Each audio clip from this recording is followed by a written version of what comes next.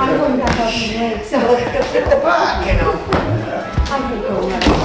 You tell her she has to come down with her legs. Hopefully when it's on the house. We did a beer cover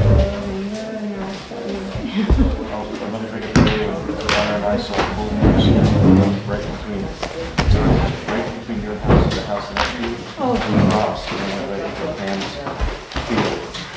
Which would be right in front of her drive my truck and we were driving taking You must be tired today. I mean, what the I had spent it today because it was never yesterday.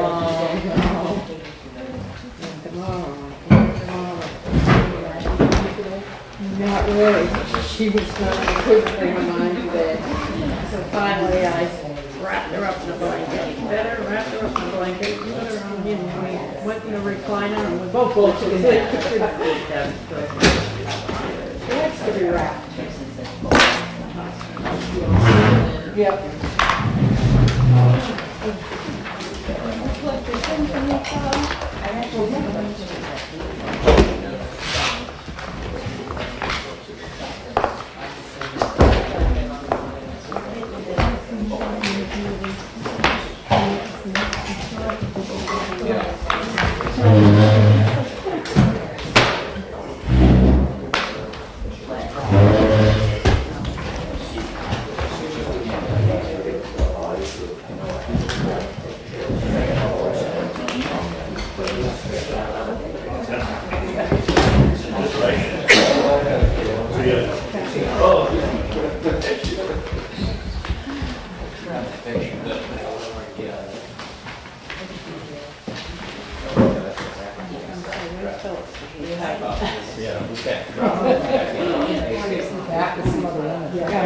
That's otherwise, that's the third one.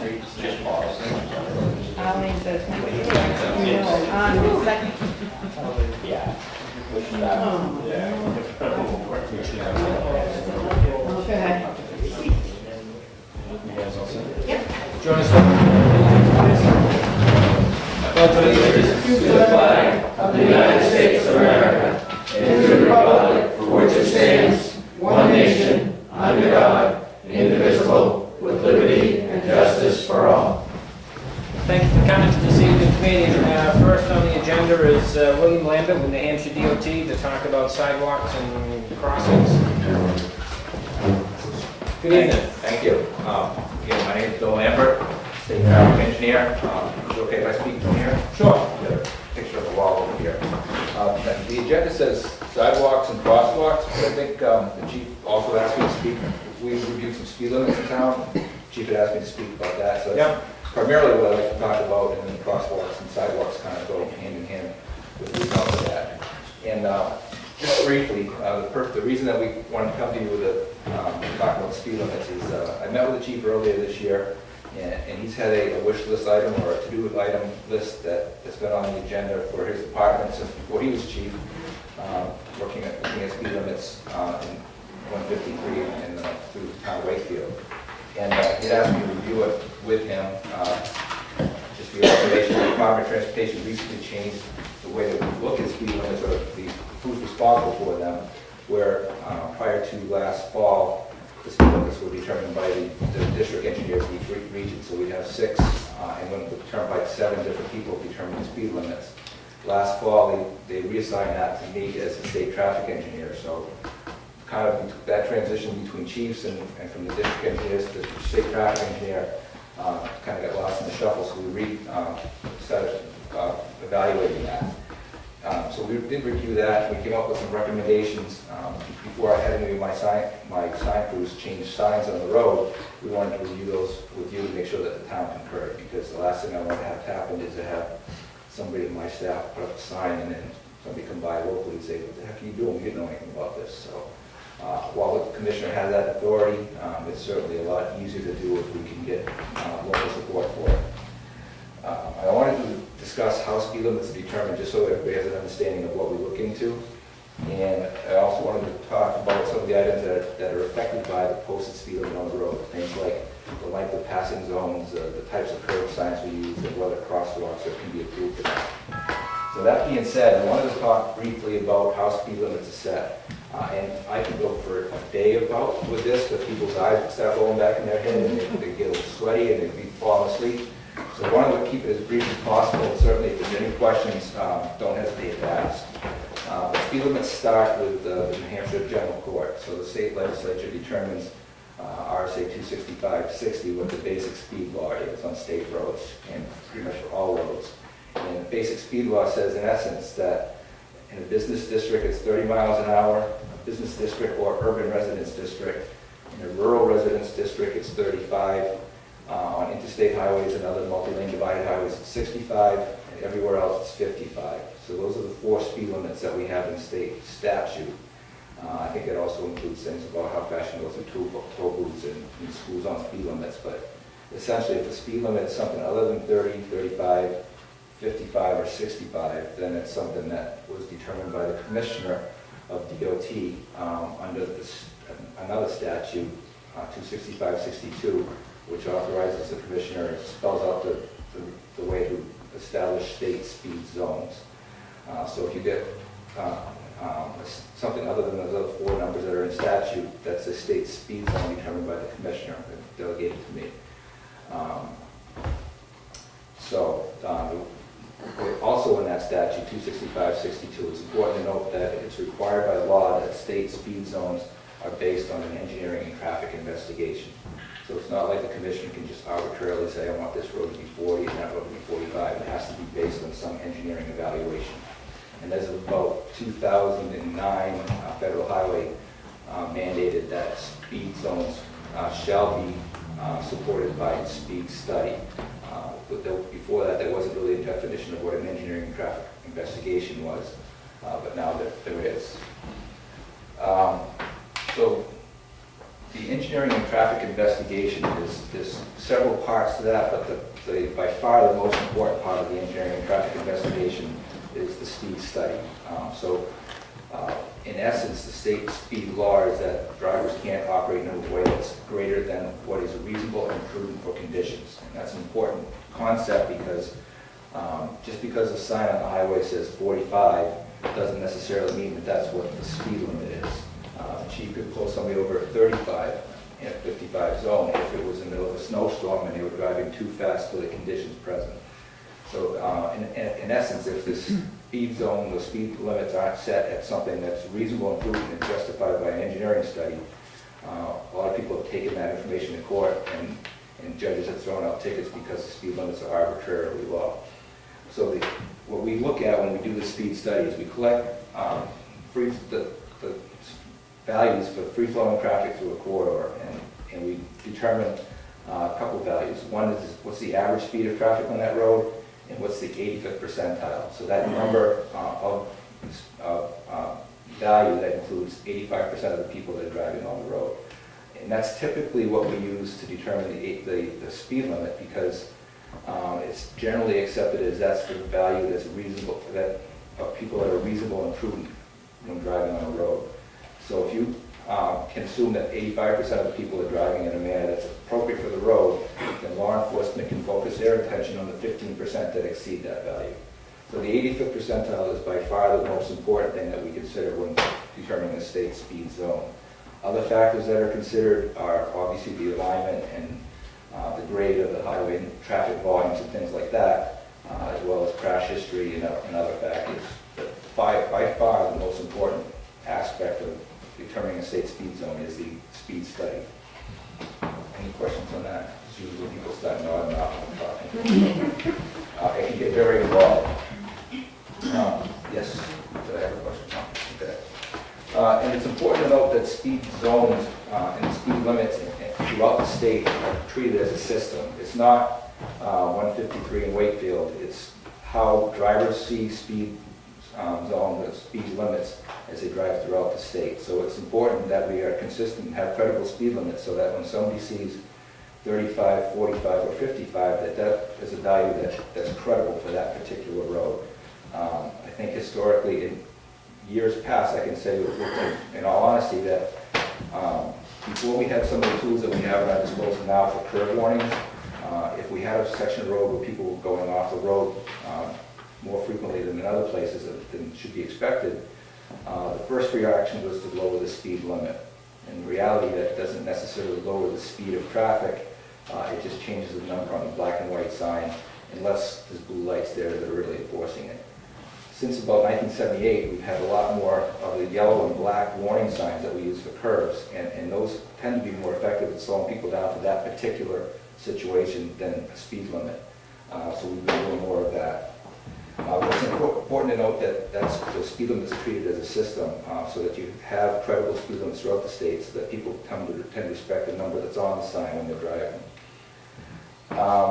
And looking at the speed limit reviews that we did here in Wakefield, this is a map of Wakefield, which I'm sure you're all familiar with, and it shows, I didn't highlight Route 16 because it's not a function of our discussion, but I highlighted here in blue and red 153 and then Wakefield Road as it goes back across 16.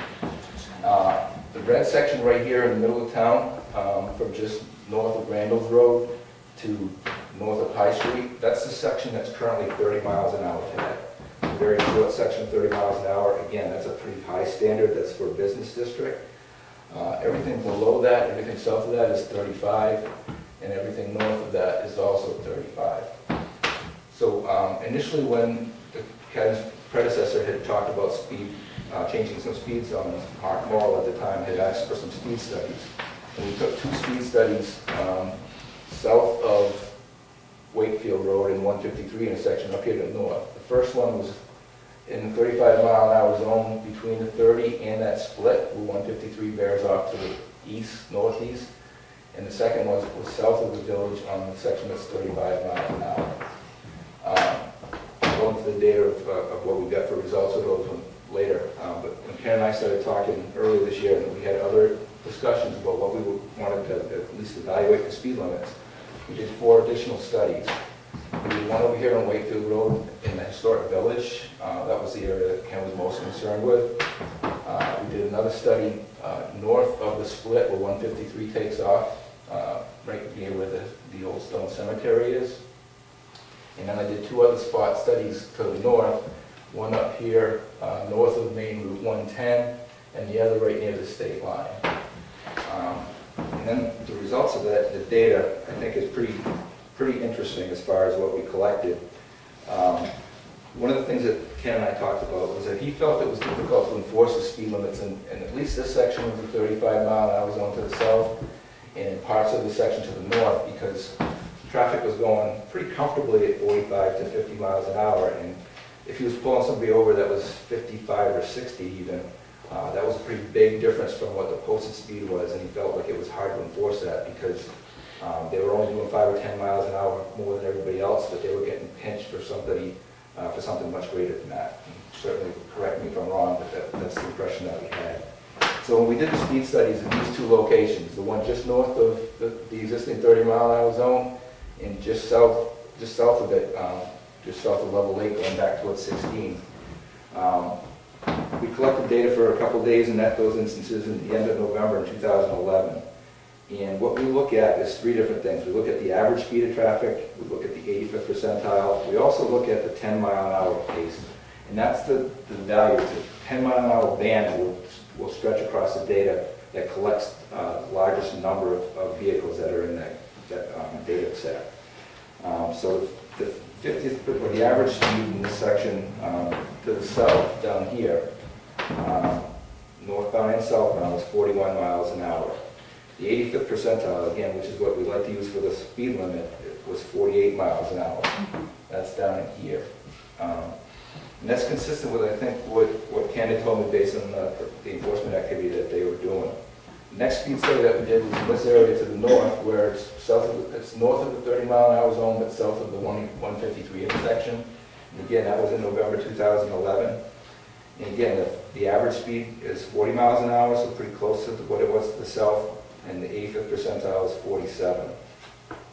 And then when we went back and did additional speed studies, the one that we were most interested in was this section of Wakefield Road here through the village. you'll be happy to know that the values were a lot lower there. Not as low as I think we would have liked, but they're a lot lower there. The average speed in that area is 36 miles an hour, and we took it just to the outside of the village to the west, but east of Route 16, and the 85th percentile was 42 miles an hour. It's still a lot higher than I think what people in the area were interested in, but it's lower than what we're seeing on what is more of a through route north-south of this area. The next speed study I wanted to talk about was the one near the cemetery, so it's just northeast of where 153 breaks off from Wakefield Road. It's the flat area, which I think the chief says is a high-speed area, because it is probably the only section north of you going up to Maine where you've got a consistent length of straight road. Everything else does a lot of winding and twisting and turning.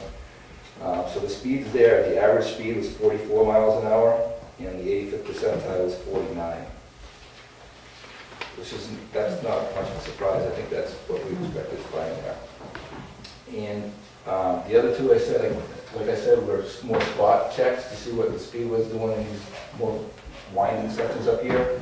And I picked areas where I didn't pick like undeveloped tangent sections where you would think people would pick the speed up. I specifically picked areas that were near intersections or where you would get the slowest traffic in those corridors. But even with that, the one that we took south of Pickpocket Road, so up in this neighborhood, north of Main 110, the average speed is 41 miles an hour, and the 85th percentile is 46 miles an hour. And the last one near the state line, average speed was 39, and the 85th percentile was 47. So those are the specific numbers of the speed study that we took. The other things that we take into consideration are on-street parking is one, and I know in the village area they, at least on weekends, have on-street parking, pedestrian activity and things like that. So those are also considerations. So there's a lot of that type of thing that we consider. And one thing that I want to make clear is that when we talk about changing speed limits, rarely does that have an impact on the actual speed of traffic. I mean, I've got data from a lot of places in the state, the most recent being the town that I live in is Bosquen, which US Route 3 goes from Bosquen to Franklin. We've had people that were interested in lowering the speed limit on the Franklin end of that segment, which is about 8 or 9 miles long, noting that there's a 40-mile-an-hour zone similar in Bosquen. So just for the purposes of getting data, for my own benefit, we took speed studies in both the 40-mile-an-hour section in Bosquen and the 50-mile-an-hour section in Franklin, and the speed data was almost exactly the same. It's the same stream of traffic as people that are going from one town to the next. So it's the same people doing driving the same corridor, same kind of geometry and vertical development, but you get one that's posted 40, one's posted 50, and the speed profile is exactly the same. So what we're talking about here isn't changing necessarily the speed of traffic on these roads. It's posting the speed limit so that it's easier to enforce. It's a more credible speed limit. So that being said, the last thing I want to talk about was some of the other things that come into consideration with the posted speed. Is from an engineering perspective, we use the posted speed limit as a basis for a lot of different things. One of which is passing zones. Passing zones are determined.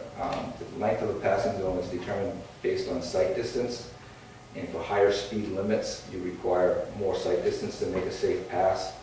So we have speed limits that are posted a lot lower than what people are actually driving on the road. We're laying out passing zones on that road that probably aren't long enough for people to make a safe pass that are driving on that road. So that's an important consideration to make. Crosswalks as well. If we have speed limits that are artificially low, and this is one that I struggle with, people are going to cross the road, but it's human nature that if you're putting a crosswalk down, and you're telling a pedestrian that you have the right of way here, that people have to stop, that you want to make sure that that vehicle has an adequate opportunity to see the pedestrian and safely stop without running either through them or getting rear-ended from behind. So we look at crosswalks, we only approve crosswalks at 35 miles an hour or less because of that. And the other thing that we look at that's pretty important, at least for this stretch here, is curve warning signs. When we're looking at curve warning signs, we lay them out based on the difference between the posted speed and the measured advisory speed. And we measure that advisory speed with a device in the vehicle that as you're going around curves, it measures the deflection of the vehicle as it goes around, the suspension of the vehicle as it goes around that curve. So if our speed limit, say in that area, is 35 miles an hour, and people are doing 45 to 50, if the speed limit's 35 and that measured advisory speed is 35, then we're not going to have curve warning signs on those curves.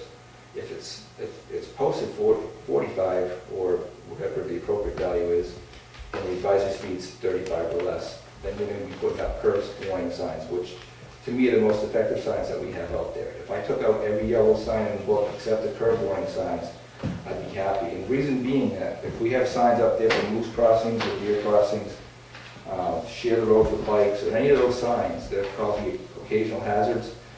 So those hazards aren't present whenever somebody sees that sign. But a curve sign always reflects a condition that's present when somebody sees a sign. That curve is always going to be there. So to me, that's very important to have that credible posted speed limit so that when we lay out the curve warning signs, it's based on what we think people are doing, reasonable improvement that people are doing for that stretch of road.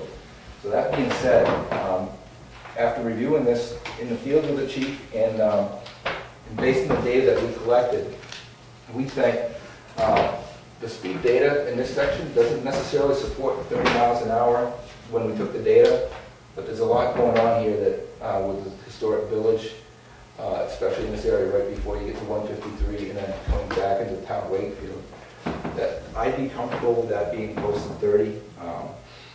That gives a fairly consistent section of 30 miles an hour through the village, across 109, and then up through the historic village of Sandburn. Is that Sandburn Village? Wakefield Village. In conjunction with that, we recommend taking the 35 to the south of that zone and all of 153 to the north and posting it at 45 miles an hour. And in doing that, we would go out and before we make any sign changes, we would make sure that the curve signs and anything else like passing zones are reflective of the speed limit, the 45 mile an hour speed limit. People are doing that speed now, but before we change the sign and say this is what we think they're doing, we want to make sure that the curves and the passing zones match that limit. And I think from the chief's perspective, in talking to him, he thinks that if it's posted 45 and that's what's reasonable and prudent for that stretch of road, it's an easier speed limit for him to enforce. From my perspective, it means that the other traffic control devices that are based on the speed limit are more appropriate than what we have at the 35 mile an hour zone. Yeah, and just speaking to, you know, it's an odd concept to say that we're going to make the road safer by raising the speed limit. But in actuality, what's going on, and I'll use the going down, you know, 153 down to Urban as an example. In that section, you'll have people that absolutely will drive that 35 miles an hour. So it encourages people to pass them at 55. You know, and that happens a lot. People will be like, I can't believe this person's going so slow. Why are they going so slow? Well, because the sign's telling them to go slow. We get a lot of double passing going on down there. And the other thing that happens too is it's hard to stop somebody who's going 42 and say, you're just going too fast for this road when they're going down there, because they're really not. So what happens is we tend to stop people at 50, 51, and now by the time you want to give them a ticket at 51, you're giving them a ticket that's already notched up three levels. So from our standpoint, I would be tough on the speed, especially a new speed limit. But if 45 is reasonable and prudent, that means 50 is not. And so what we're going to do is we'll be taking action 50 and plus, and you have a little bit of a grace period there, but not much of a grace period. So it gives us a lot more credibility to say, you're going too fast here, 50 plus. If we give them a ticket at that speed, you're getting a ticket for, you know, 7 over versus 15 over.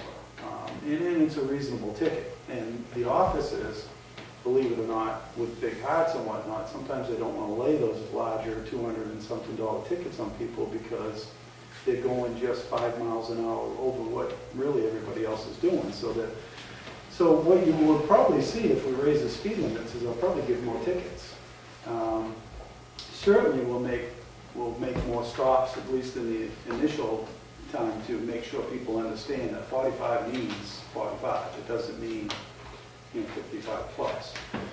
And then the general flow of traffic, you're not going to also have those people that are, just going so slow that they're encouraging, people to go by.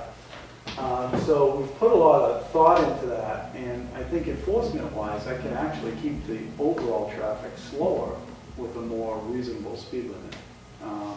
So it's kind of an odd concept. How do you slow traffic down? We'll raise the speed limit. Well, it's kind of backwards thinking, but it actually works. Any questions? Any questions from the public? The fire chief good with it? You guys have any questions? Talked about it a lot. Yeah, we've talked about it for a while, so I think it's reasonable. Okay, good. And what I told the chief is I didn't want to put any signs out raising the speed limit unless we talk to you folks first, because Yeah. that doesn't always get the best response, so we appreciate that. So just to clarify, so you're talking about 45 from a 153 split up to the state line, Yeah. And also down here. and also below, where's the 30 mile an hour zone now? Well, it would be Irving to Randall's Road would be 45. And then 30 all the way through the village and all through Toad Hollow. And on to Wakefield Road after Wakefield 16. Road will be 30. Now, with the speed limit being reduced here, because this is 35 here, that's been very tough to do law enforcement action on that, because if a guy's, I think, if a guy's going 35, he's going too fast over there, especially on the weekend. Oh, But yeah. then we stop them if they go on 37, and it's, well, I'm only going 37, I know, but you're going way too fast. If it's down at 30, I can stop them at 35, and we can have a discussion. Here it's not going to be much, they're going to know that 30 means 30 there. So.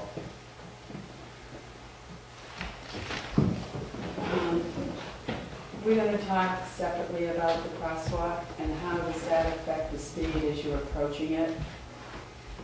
Are we? Or Yeah, is I it mean, appropriate see the now? discussion's done, I'm happy to talk about sidewalks and crosswalks.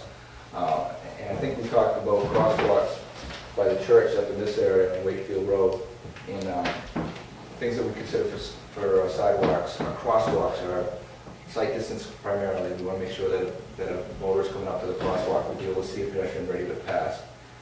So with sight distance, you can't have parking that's adjacent to it, because you don't want somebody coming out from between a parked vehicle. So you have to prohibit the parking immediately adjacent to it, at least on the approach side. So if you're coming up to the crosswalk, the parking spot on your right there should be a space before the crosswalk on your right. The far side, not so much, because you're going to be able to see somebody through the whole lane. Same in the other direction. You want that first 20 feet or so to be clear. The other things we look at is that it's not going to be, it's not going to prohibit a user either a wheelchair or with a white cane. So I don't think you have sidewalks there now. I think there's a historical sidewalk there, but There's a portion. Yeah, well, with the spot that, if you remember back to where we looked in front of the church and going directly across, landed on a sidewalk there, so that gives us that. right. Yeah. So you've got a sidewalk for it to go to, but it has to be something that's wheelchair accessible to, so that if somebody's led across the road, they're not going to hit a vertical curb when now they're stuck and then have to go one way or the other. So those are the things that we would look at, and we looked at the location in Wakefield Village. I didn't see any issue with that one. The other one we talked about was down here on Main Street, I think right outside the town office, along this, I'm not sure right where they are, but going Yeah, in near front the bank. of that little strip that's in front of Level Lake, going across to the bank and making a curb cut on the bank. Right. Yeah. Yeah, so that would be one where you would need a sidewalk modification so that you don't have that wheelchair restriction. That's one that, I don't know if it's going to make it that much safer, but it certainly would meet all criteria for a sidewalk. It doesn't hurt. I'm not sure how much it helps. It'll identify the walking location. It's just, you still want to make sure that people crossing the road are going to make sure that that vehicle stops before they step in front of it. When you put up a crosswalk, do you put one of those signs in there that mentions the state law that you see around the state? That Towns can put those in when we approve a crosswalk location, and actually the town maintains the crosswalk. We don't put those signs up, but towns can put those on approved locations, so. please, Or- selectmen note that would be a nice thing to do. And the other thing is that some towns have allowed either local businesses or butters to adopt that spot and purchase a sign and put it up there as well. So it's, our letter of approval will be with the town, but how the town gets that in place, that's separate. They can have any number of ways to get that done. Yes, ma'am. So my question about the crosswalk related to the speeds approaching the crosswalk, if it's in the 30-mile area, what's considered reasonable if you know there's a crosswalk right ahead and we've got all these cars parking on both sides of the road through there? Is 30 still reasonable?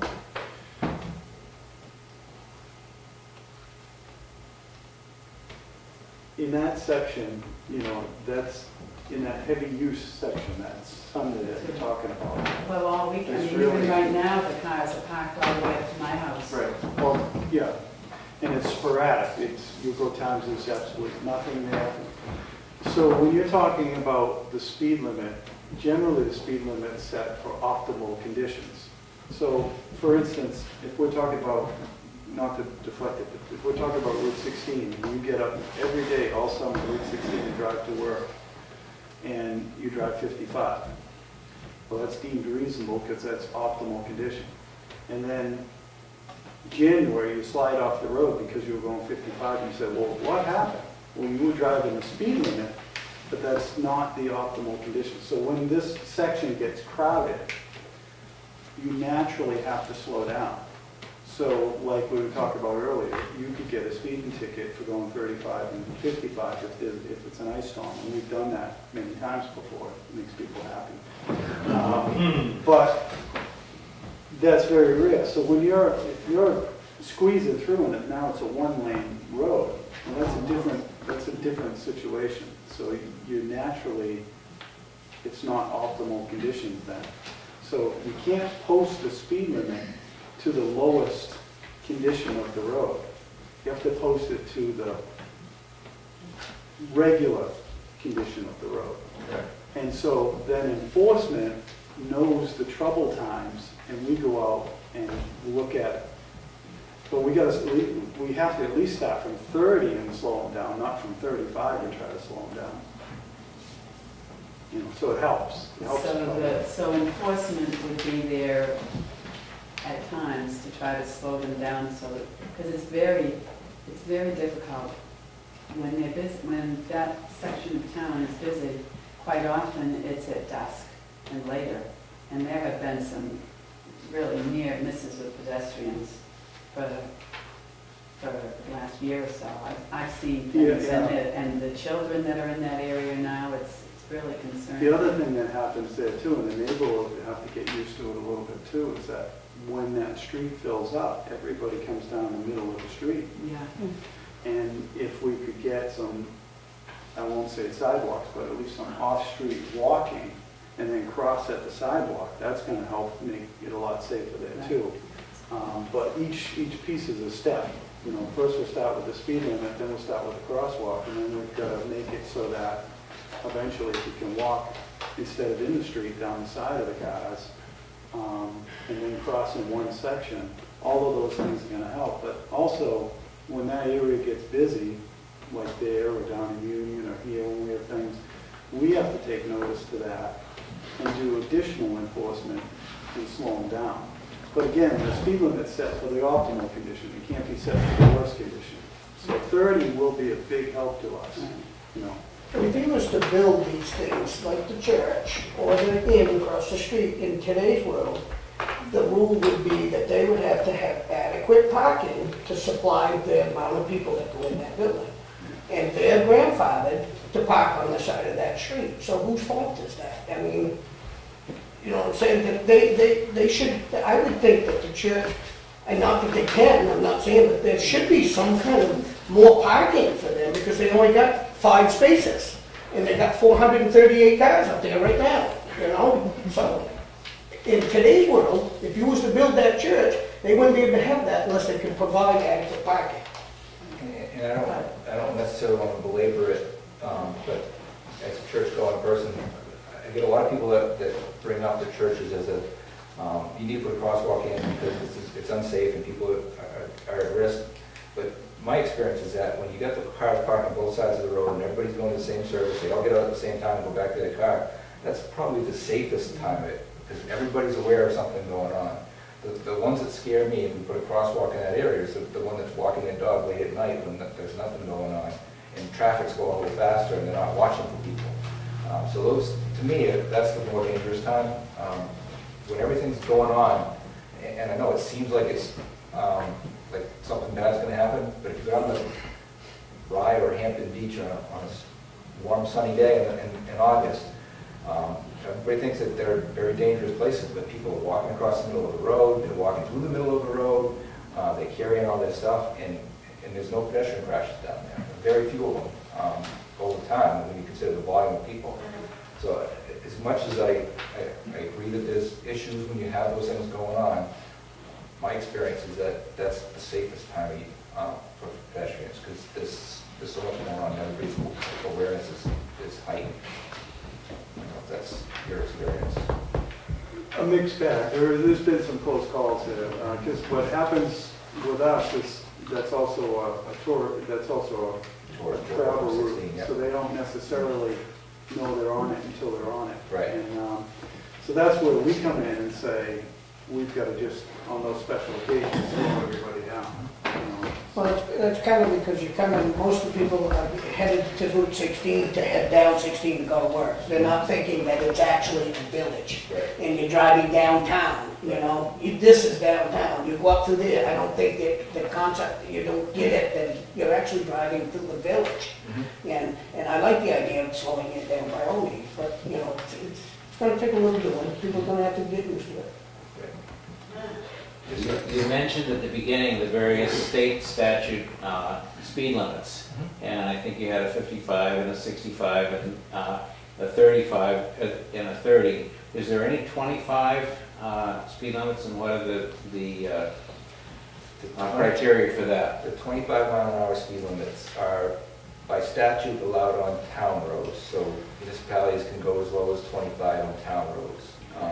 Within the last year or two, we've also interpreted that the state can establish 25-mile-an-hour zones in compact parts of cities and towns. And there's a process for that. In the compact parts of cities and towns, more like in the examples around here, Newmarket just recently submitted a request for it because they're downtown. It's hard to go any more than 25. Tilton has a 25-mile-an-hour speed limit. If you're familiar with the town of Tilton, probably Dover. Dover's in a compact, so that's a little bit different, but there is criteria. The other place that's 25 is Newcastle. That road is just so narrow, you can't go more than 25 in Newcastle. But certainly I can leave contact information if anybody's interested, but it's a pretty high standard. Yeah, I just, I'm really thrilled that we're getting to 30, but I just wonder what the next step is if we want to lower it anymore.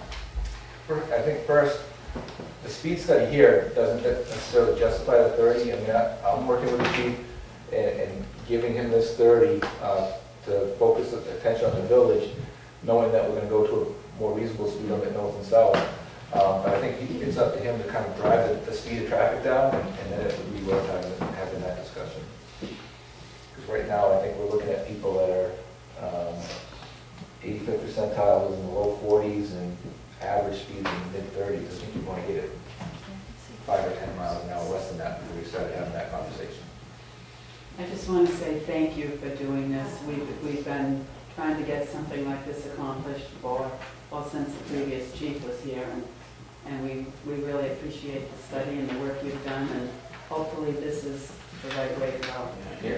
And it would be worthwhile coming back a year or two from now, after the chief has had a chance to kind of enforce the changes that we're making and see if the speed did change. I mean, I've always said that the signs aren't affecting it, but I'd like data to show that that's the case, so this would be a good opportunity for us. What's the timeframe you're looking at for doing this change? We need to do evaluation of the curve signs, especially up here, because I don't want to change the speed limit until that happens. And we have a curve sign project that's coming out next year anyway. So it's probably going to roll those changes, including the speed limit, into the curve sign project. So over the course of the summer next year, I'm seeing making all these changes. Because I don't want, especially here, I could probably make these changes to the south fairly quickly, but I don't want to make the speed limit change here until I have a real good handle on those curve signs, because I drove it north and south this night before I came here, and there's some pretty sharp turns out there. I want to make sure people are before I go on for it. Yes, ma'am. Do the crosswalks have to be lighted? Crosswalks should have some sort of street lighting above them, so that if somebody was going up to the crosswalk now as a motorist, that they'd be able to see the pedestrian on the side of the road. So it doesn't have to be tall light, or it just needs to be something that highlights where the pedestrian's coming from. Would that be up to the town? Yes. In the one in front of the church, there is a street light right there, just at the south end of the property of the church, that lights the area very well in front of it. So I think that would probably be covered pretty well by that light. Okay. Yes, ma'am. So you mentioned at one point this is up to the town to maintain, so do we put, maintain the crosswalk? Crosswalk, yeah. So do we put in the crosswalk, the initial crosswalk, or You could put the first you one put in. the first one in so we know exactly where we're supposed to go? Yeah. And then you mentioned something about the handicap accessible on the sidewalks, and I was getting that from the village and from down here. So who cuts it to make it so that it's okay for That would be the somebody? town as That well. would be the town, okay. And we do need to do that down here also? Was that what I was, would be in the one by the bank. down by the bank? Yeah, okay. Okay. Thank you very much. Appreciate the time. Thank you. Good evening.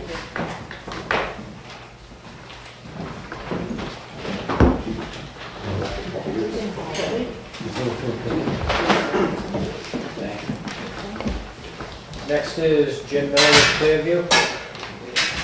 Anybody from Clearview? Oh, sorry, Jim had an emergency, but if other people are here waiting, then I can do Jim's after. No, we can post it. Mr. Doobie with Greater Wakefield Chamber of Commerce.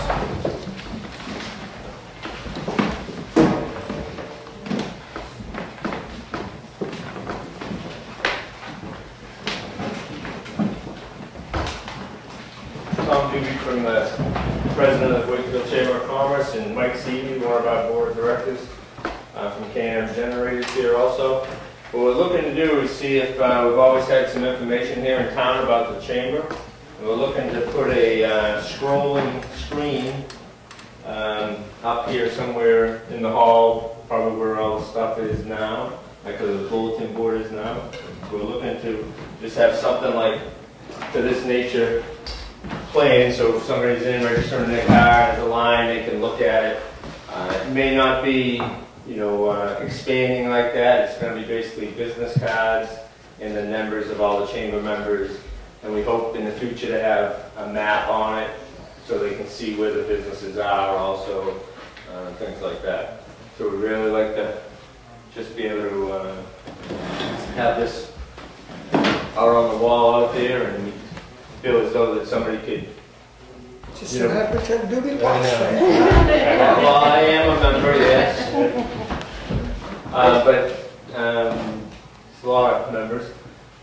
But if we had it on the wall, we feel as though like the tax collector right outside there could just hit the button on the remote to turn it on in the morning and shut it off when she leaves, or whoever you guys would pick to do that.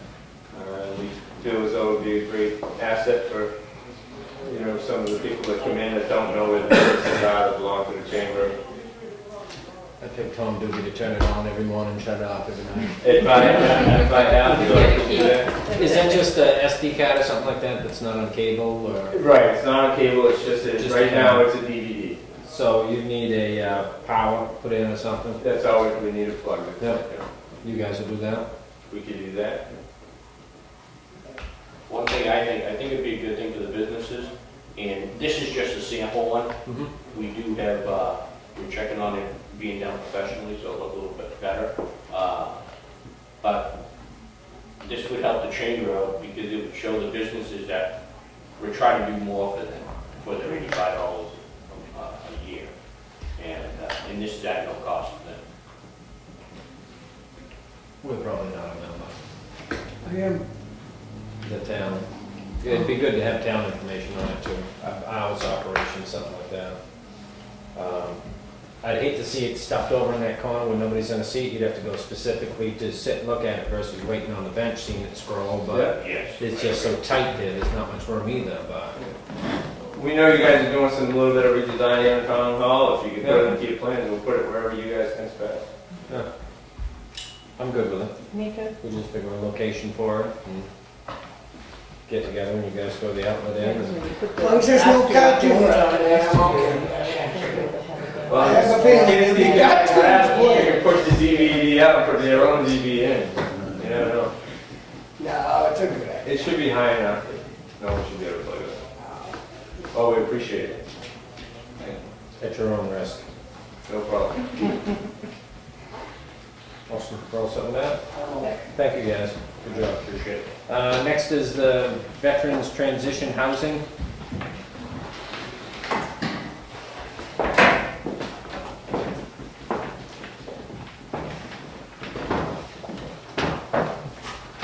Pronounce your name, last name? Robert? I'm Robert Pierpont. Pierpont.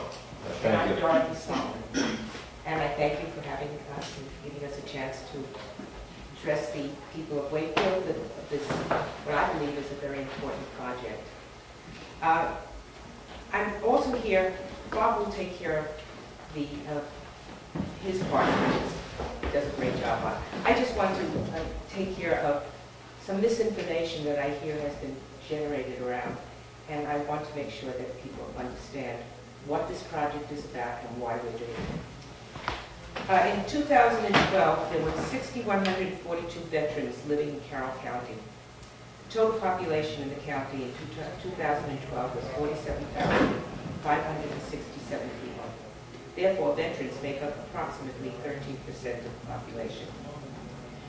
How many of these veterans are homeless? That's a hard question to answer. Inasmuch as Carroll County has no homeless shelters at all. And that's where they do their counts. However, in addition, there are some homeless people who live out in the open in good weather. And then there are those who live in their cars or other substandard places of living.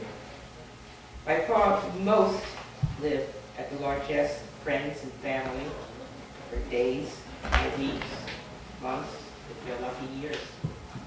I met a veteran, a woman veteran, who was living, she had a job, she was fine, but she just couldn't afford housing. And she was living in an attic of one of her friends. This is what happens.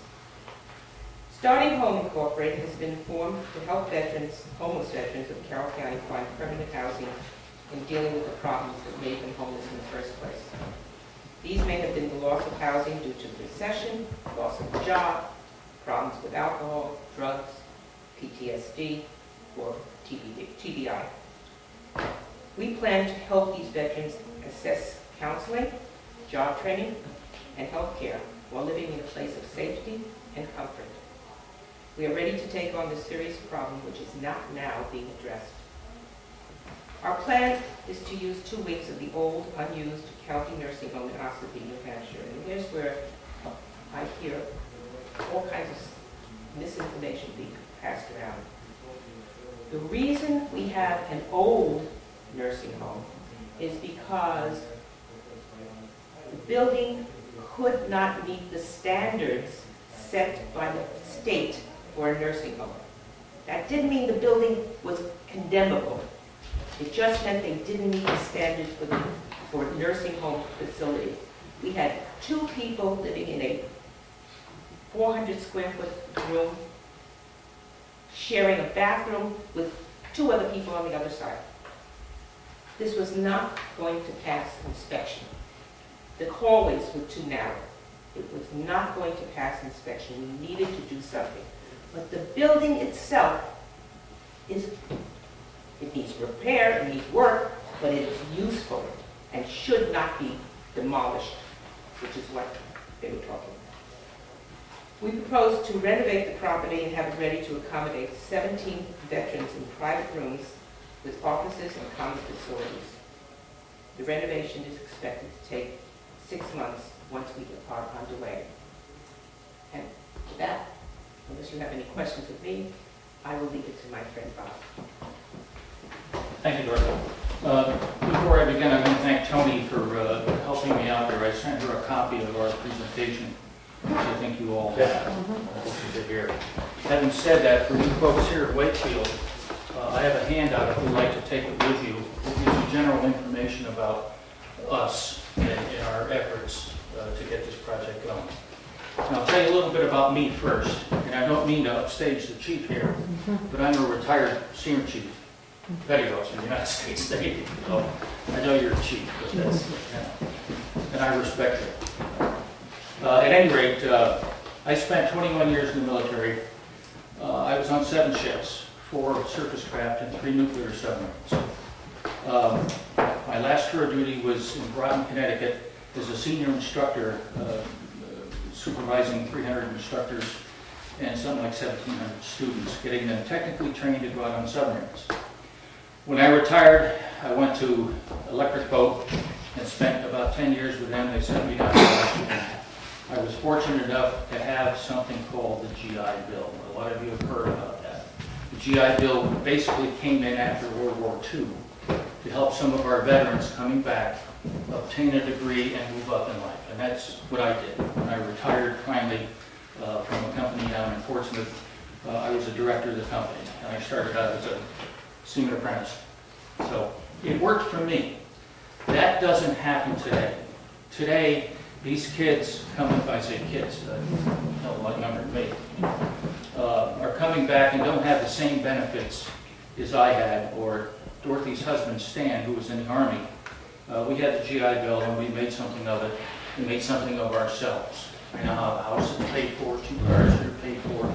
But these people now coming back from either Afghanistan, Iraq, Japan, Korea, I don't care where it is. They don't have the same benefits that we had. So that's why myself and many of my colleagues on the board with Dorothy have mounted this effort to at least help at least 17 people. And I'm talking men and women, not just men. We ran up against a little bit of pushback on that, but quite frankly, if we apply for federal grants, which we have to accept women. And quite frankly, we now have women on submarines, folks. We now have women who are commanding officers of ships. We have women who are combat pilots. So go figure. I came out of the hatch of a submarine in Holy Loch, Scotland, to handle lines, and there's this woman standing up on the bow of a tugboat with a big 6-inch hawser in her hand, and she threw it over to me and it damn near knocked me off the deck. So I mean, go figure. Anyway, this is it. Starting home, veterans transitional home, and I want to emphasize the word transitional. They are not there on a permanent basis. Part of that's my job. I have a degree in workforce education and development. I still have a lot of contacts from my job in Washington where I can help them find jobs. And one of the reasons we're going out to towns like Wakefield, Brookfield, Wolfboro, Tamworth, etc., is to let you know that these people are going to be looking for jobs, whether it be custodians of a school, or a hospital, or a police department.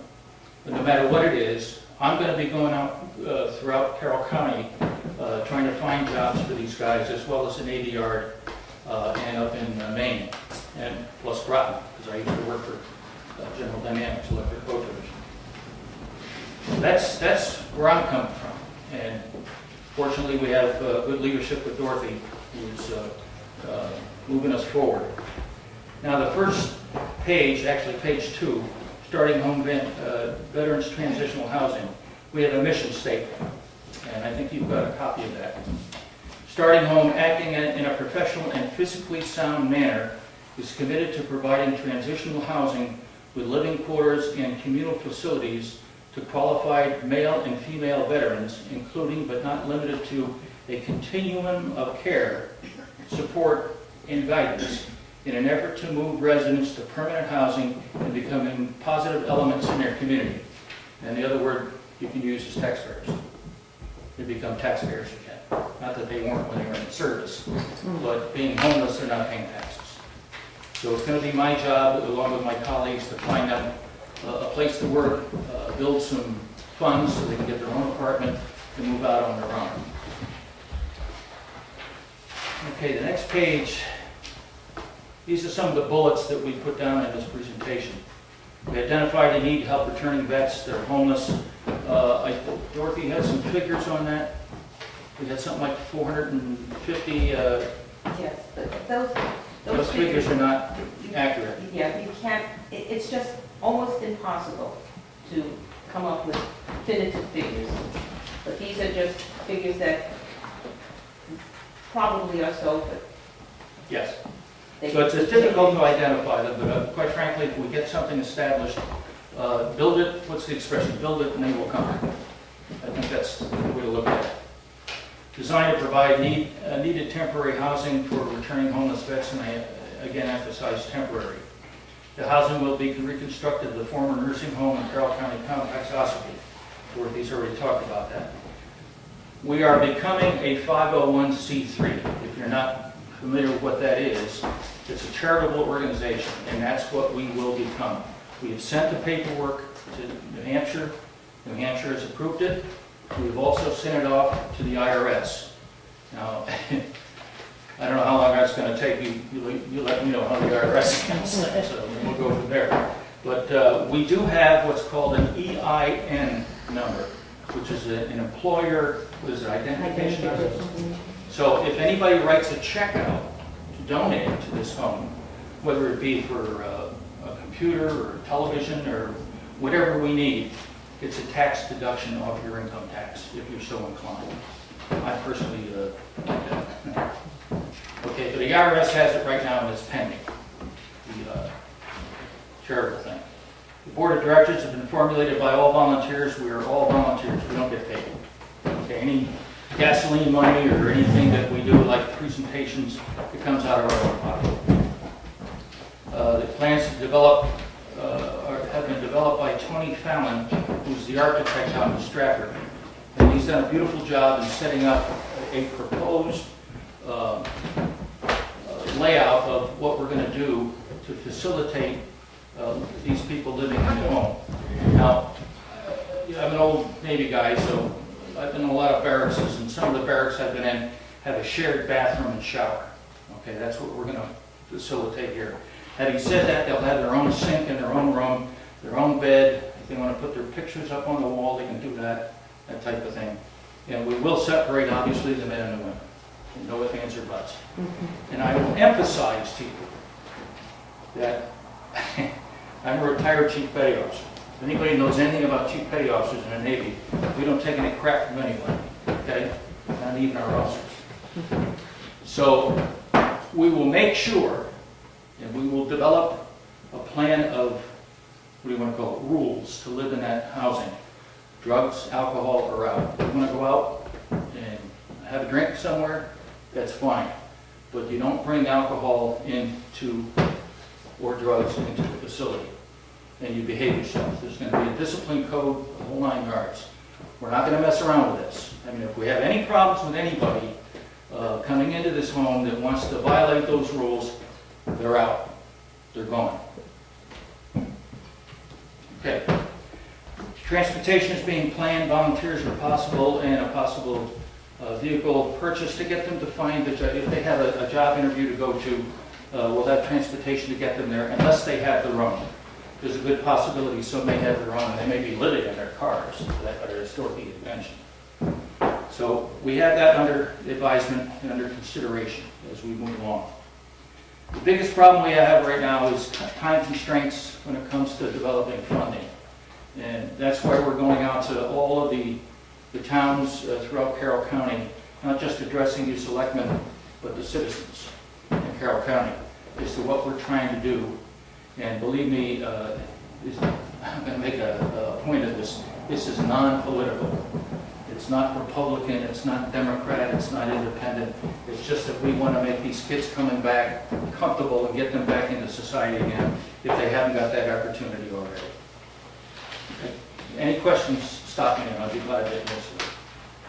Now the next page is what it looks like right now. Okay, what you'll see over here in the flyers, and you're willing to, citizens willing to take those with you, you can. This is what exists now, and it's, like Dorothy was saying, it's not really accommodating for old people, for nursing home. When it comes to wheelchairs or that type of thing, it's just not, it doesn't meet state standards or federal standards for that matter. So, as we move along to the next page, as a man 70 years old, I climbed up on top of the new community center and took this picture. Believe me, it was tough. But this is the current complex as it stands right now. Now, I've got two pictures of this. This is not the wing that we're going to be occupying, it's the other side, but unfortunately I didn't have a helicopter, so I couldn't take a picture of both sides. That's what it looks like. And I can leave this if anybody wants to look at it. This is just another picture. As you see here, this is a tower for wood chips. That's how they supply heat for both the community center, and this will be the same thing for the transitional home. But it's hard to see, but the other two wings are on the other side. It's a bit difficult. Next time I do this, I'll try to get a helicopter. Maybe the chief can help. Again, this is just a pictorial to get people interested in what we, Tony found. Tony wishes he still looked like that, but he's a little bit older now. So, this is just for a presentation as we put up on the screen, which we don't have today. This is kind of a pictorial, which is on the flyer, of what it's going to look like. And I guarantee you this won't be a golf course.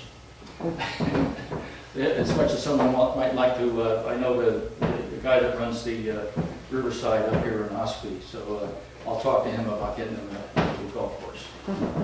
But that's his architectural concept of what we want to do. Now, the next page, and this is listed on this flyer, is how it's going to look. One side and one part of the other side will be basically for housing. But there will be meeting rooms where they can sit and be trained, where they can have a meal if they want to. They will be able to walk over to the community center, the nursing home, and buy a meal there if they wish. Okay? But we may have microwaves. It depends on how much funding we receive. They can microwave their own food if they want to. But we'll supply storage for them for their luggage if they can't fit it all in their room. And we'll definitely keep a spot for not a full-time, but a part-time individual who will be staying there overnight as an overseer, so to speak. You might call him a cop. Just to make sure that things are on the up and up. So we're not going to leave them by themselves. There's going to be somebody affiliated with our association, with our 501c3, that will be there on a part-time basis. And there probably won't be any full-time people there. Do you project that, Dorothy? Well, the director, Director would be full-time, okay. But again, this is to try to make it as comfortable as we can with them and allow them some opportunities to move forward in life. And the next picture that you folks, you selectmen have, is just a closer view of some of the rooms and what we plan right now. And again, this is subject to change. If we have to make some changes to it, Tony Fallon, the architect, said he would come in and make the changes for us. It's a little bit too early right now to move forward with any changes, but this is what we've got planned. We're trying to think ahead in all cases. And again, the next page, page 12, is a better look at the other side, the other view, which is basically the meeting rooms and some entertainment rooms where somebody can watch a TV. If somebody wants to buy a TV and they've got enough money, first of all, they probably shouldn't be there, but second of all, they'd have to do it themselves and bring cable in or whatever the heck it is. Now, I understand, computer-wise, that the community center has Wi-Fi. So if they want to bring their own computer in with Wi-Fi, they can sit. Now, one of my requirements are going to be that they have to apply for at least 2 jobs a week. Okay? I don't want anybody sitting around doing nothing saying, hey, man, this is cool. I like this. You know, this is great. They have to apply for jobs and I want to see them. You can print them out so that I can see them. I've done it myself, so I know what the heck they look for. And I will help them learn how to make up their resume, how to apply for jobs online, that type of thing. But I will also rely on some of the local newspapers, there's somebody here, job announcements, that type of thing, that we'll be working with. Any questions at this point? Now the next page, the ultimate goal, counseling, medical, transportation, job hunting, training if required. That's going to be the goal once we get them in there. We're not going to let them sit on their bones and just enjoy television all day long. Now the other thing, I did a presentation for Rotary up in Wilkeboro. I live in Wilkeboro. And one of the things that was mentioned there's a lot of things that they could volunteer just to get into the community, just to help out the community, whether it be Cub Scouts or Boy Scouts or Abenaki Ski Slope. Even in this particular neighborhood here, we're going to encourage them to volunteer because that's the only way they're going to get to be known and to find a job more easily, if that's a good term. So that's what's going to be encouraged. On my last page, this is the key. The final need, money. This is what we need. And I'll go over again the fact that we have an EIN, we have the number, and we have a receipt. If anybody wants to write out a check, we will give them a receipt with a signature on it from any one of these board members with the EIN number, so when it comes time for your income tax return, you can claim that on your income tax. But this is the key right now is money, and we're trying to get some federal grants now to get that going. Did I miss anything, Dorothy? But just the upcoming events though. We have a fundraising event, and I'll leave this, I only have one flyer here, but it's called an annual poker run for folks who are somewhat motorcycle enthusiasts. It starts at the smokehouse up at 25 and 16, and the whole plan is mapped out. Larry Avery, who is Ayers, is on our committee. He's our vice chairman. He's in charge of this, and if anybody's interested, it's a fundraising thing again for the vets. It's a fun thing.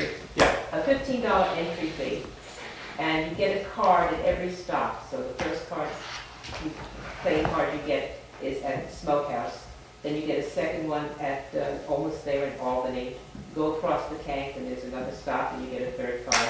You come back to the Ossipee area where they will actually be housed, and that's the fourth card. And then you get your last stop is back at the Smokehouse. You get your fifth card. Person with the best poker hand wins the game. Does it just have to be motorcycles? So No, you can because I've drive seen your car. vans and Exactly. I just emphasize motorcycle because some folks like to have their motorcycles. Yeah. I used to, but I'm too old. And that's what date?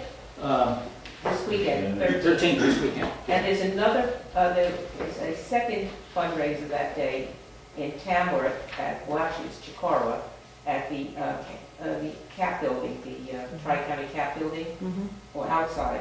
It's called the Neighborhood Fair, and it's a place to introduce people to all the possible facilities that they may need, take advantage of, people who work for the state, for the county. And we will have a table there, and we will be doing face painting for children. So we're moving on, and what we're looking for is cooperation and help from Carroll County residents. And that's basically it. If you have any questions, please ask me. I don't care if they're tough ones or easy ones. I'll try and cover them. No, I think you explained it. Yep, very good job. All set? Yeah, Thank you very much for the favor opportunity. Tony, I'm going to leave these here. Okay. If they're all not taken, if you could put them somewhere where it's Absolutely. I appreciate it very much. Thank you again. Thanks for coming. Thank you. Public comment number one. Pam? I just would like to let you know that we did the Noishwana Canal has finally been placed on the National Register of Historic Places. It's not for those who are here in the media. I'm not going, there is going to be a special promotion through the DHR. They're going to be sending you the press release. It'll probably be another week. So this is just to notify the selectmen, and your local papers are already on the release list, and you will get the appropriate information. Also, we're going to be doing a local event. I'm not really sure of the day right now. It's either going to be the 18th or the 25th.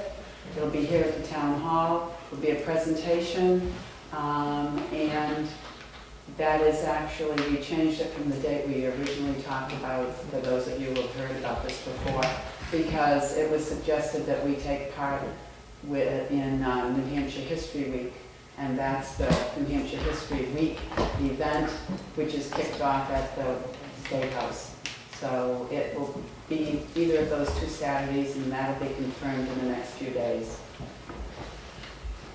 Okay. Well, there's not. Any more public comments? All right, unfinished business. I can move the winter sand to the end of it and move on to the town hall fire alarm system phase 2. Yep. As you remember, you had 3 bids. Yep. And I called all 3 of the parties to make sure that everybody was bidding the same information. One of the companies, I called twice and they never called me back. So, that makes sense. That was the low one. Yeah, yeah. The other 2, they have exactly the same information. They're all providing the same. It's coming from Simplex because it has to. They're doing the elevator recall. They're doing, everything that was on the map. The only thing different is one of them included the cost for Simplex to come out and test the system, and the other one didn't.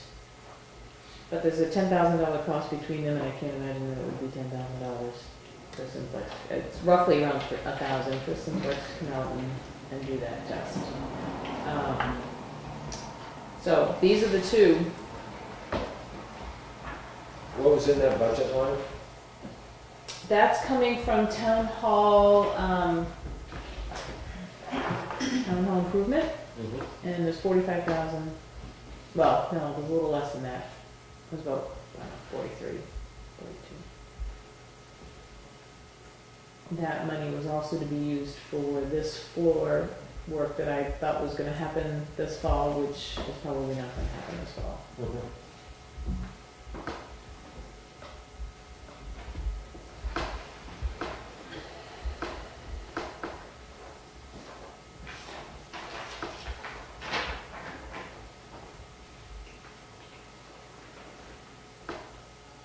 Well, I think that they're somewhat similar. Just verify with the Daniels Electric, which was, how much was that? 13.8. 13.8 versus 24.5. Yeah. I'll make a motion to go with Daniels Electric. Yeah, and just call and ask them the Simplex fee, as long as it's not Yep. Outrageous. $9,000 or so, and then we can move along and I get think, that up and because we going. had to do that, we had to pay that separate when they came and did the testing for the Opera House. Yes. And I don't know, I think around 900 was that, I'm trying to remember, I think that's what it was, but I will double check it. But you want to go with Daniels? Yeah. So, I had a quick question on the winter sand. I know you guys went through that real quick. yeah, we'll be right back to it in All right. 2 minutes. Motion made, second, any more discussion? All in favor? Todd seen the bid? You seen the bid? I haven't seen the bid, no, but we talked about. We've talked about it, we Well, talked about as the far as proposal, everything yeah. needed to be done. They're doing everything that's needed to be done. Yes, it was on the original specs, Yeah. and Todd and the electrical engineer and everybody had gone over that back And last summer. The only thing that we may have to add, which I would think would be a huge thing and may want to just bring it to their attention, is if you do the change with the door here, like I said, you're probably going to need a magnetic door holder if you're going to in the event if anybody can ever hold that door open or put a trig in it to hold it open, is where you would have the issue if the fire alarm goes off, it's trigged open, the same issues we had at the school, that's why the automatic holders were there, so that in the event the alarm does go off, the door closes. Okay. That's, So is that more on the door side when we do the door when you do and the all door, that? Okay, yeah. all right. 'Cause that it project. shouldn't be, No. you may want to just mention it to them, Okay, but that we're gonna be putting that that you to may the have door to and, do that, okay, but I don't see any reason why the system can't, it should be more than adequate to take care of okay. whatever else you gotta add in. I think the only thing left we'll have is the library, tying some in at the library still. which Yeah, is and they budget season had, issues. yeah, they had actually, I thought, put money in the budget and, they haven't moved forward with it, so I don't know what's going on with that. So the library is a separate system? No, the library needs to tie into our Time system. and system. And Because they, the fire was to they start need on that side. right, they needed a CAD drawing done, and that was put into the budget last year, and then they were to then go out to bid and get, bids for tying it into, putting it in, they don't even have, they have standalone, regular No, smoke detectors. detectors, yeah. All in favor on that? Aye. All right, we need to sign the CD 57S form for the tax required property. Map 18214.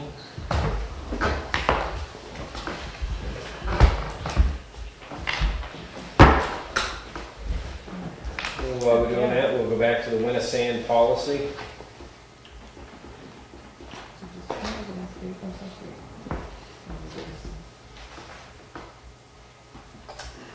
I'll tell you, I asked Fred how much winter sand is at aggregates right now. They do it by ton, and it's around $10 a ton. So I just wanted to give you that information. Telling me out is similar. He said, yep, he said you might get just a little bit more with a ton versus a yard. I definitely think that we should be equal with what's in the neighborhood. So that it may slow down the traffic down there and allow them to make a decision whichever's closest. They may go to RPA. Well, most of the problem is the storage of it. And the time gravel pits are closed and it's not available. And I mean, there's just dozens of issues here. Are we talking private roads? Or are we talking allowing commercial property owners to grab it, residential?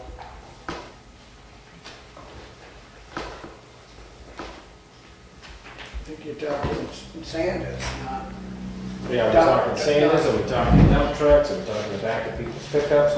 I know we talked about a small shed on the outside of the gated area for people to come in and grab a, the free, I was at 50 gallons last year. Yeah.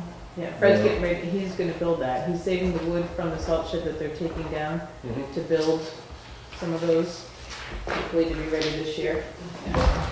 On the outside of the gate area? Yeah, they're gonna put a gate, a better gate, I guess. Just something like a lean-to of some sort, so they can keep maybe a back of a pickup could back up to throw a few buckets or a shovel. Use those big concrete blocks. Yep. Back move shed.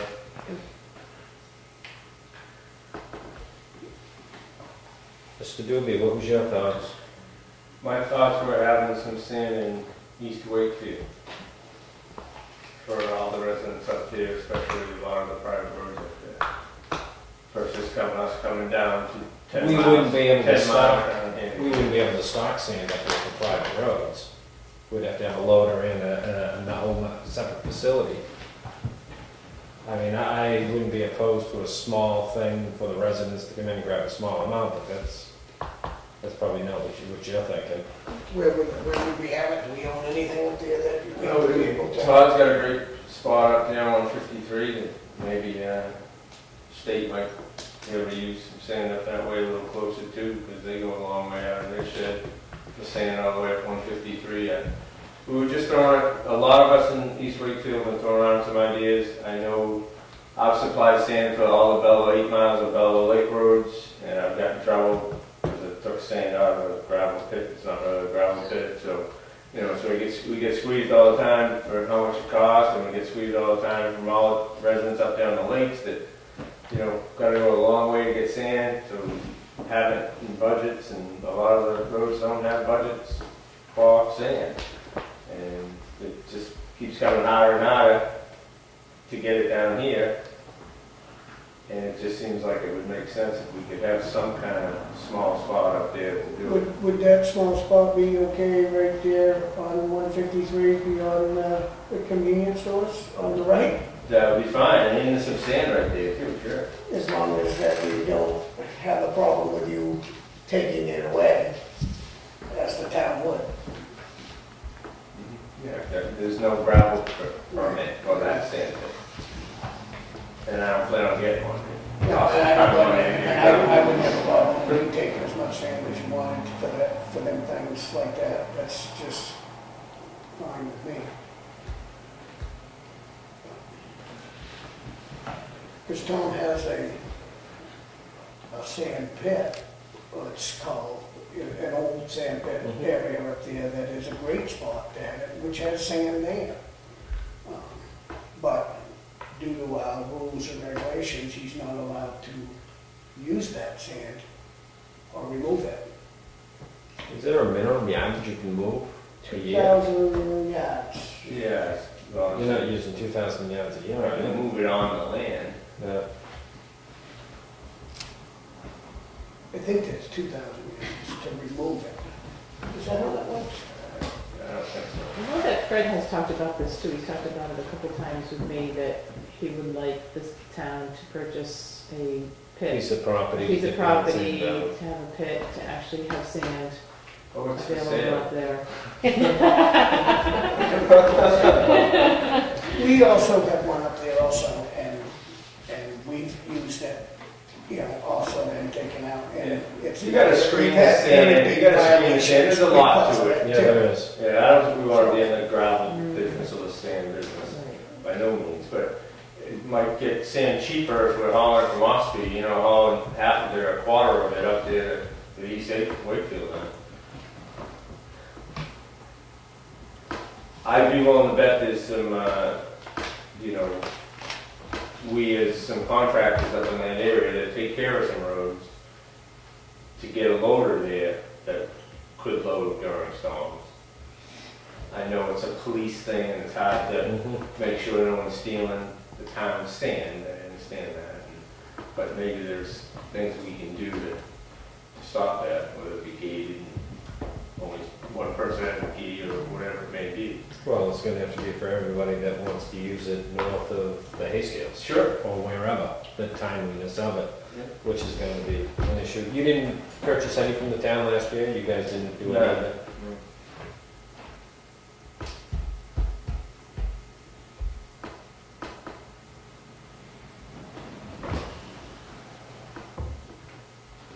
Seems like a nice thing to do, but it's, I guarantee it'd be a nightmare.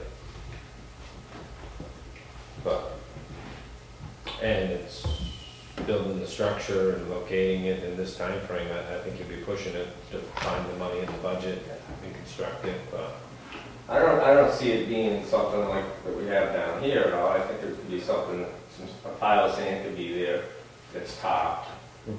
You know, that, you know, even if it got, you know, it got through, you know, normal winters, it got through that, but, you know, bad winters, it didn't get through it, Then we gotta go up to Oscar and get our own sand. You know, that type of thing, you know, if it's X amount there, it's gone, you know, but But either way, somebody has to pay having for it. building, not having Yeah, a stall, stuff, yeah. not having any of those things. But either way, somebody has to pay for it, because we can't give the sand, the town can't give the sand, so we still would have the issue of. So right now, nobody that does private roads comes downtown anymore and gets any sand. Not for free, They buy a coupon. they buy a coupon. That's as close as we could get to giving it away, end up getting in trouble. Which I'd say, But now, if you want to give it, now if he wants to give it, He wants to give the sand to people. I think he has already. I am married now. Oh, And I have kids growing up, but I won't let Dad give away much anymore, man. If I'm giving away the farm, Dad, I want something. What did we charge last year? You remember what that was? $4. $4 a yard? Yep, we sold 466 yards. So just say for And we paid Bell, $450, so we actually lost money. Oh, yeah, so yeah. just say for Bell Lake Association, we got 8 miles of road. We buy X amount of yards a year. The last few years, they've been taking off my property and putting on a roadie's lot. And then we've been putting it out. So is there any possible way that we could just get some yardage and we could pay for and get delivered there to roadies, right? So we don't have to haul it all the way downtown. If it comes out of Ospey, it can get delivered there and we can pay for it. Yeah, I don't see an issue with that, but it's gonna be the same price almost as if you bought it from Ossipee. Is what? Yeah, depending on what you set for a price. Exactly. And is there any type of liability with us, just Using. so I'm just I talking out agree. loud, is there Oh. any type of, I would say be specific, that would be specific just for Bell Lake. They would have a spot, instead of you guys hauling it downtown, you just haul it to one spot. And So you don't have to handle it again or anything like that. if we had the same We don't- issue with Pine River Pond, if they had an area and they wanted to buy it as we were buying it, like if we were buying fuel or anything like that, it would be the same thing. and we don't get our sand from aggregates. No. Where do we get it? Turks. Turks.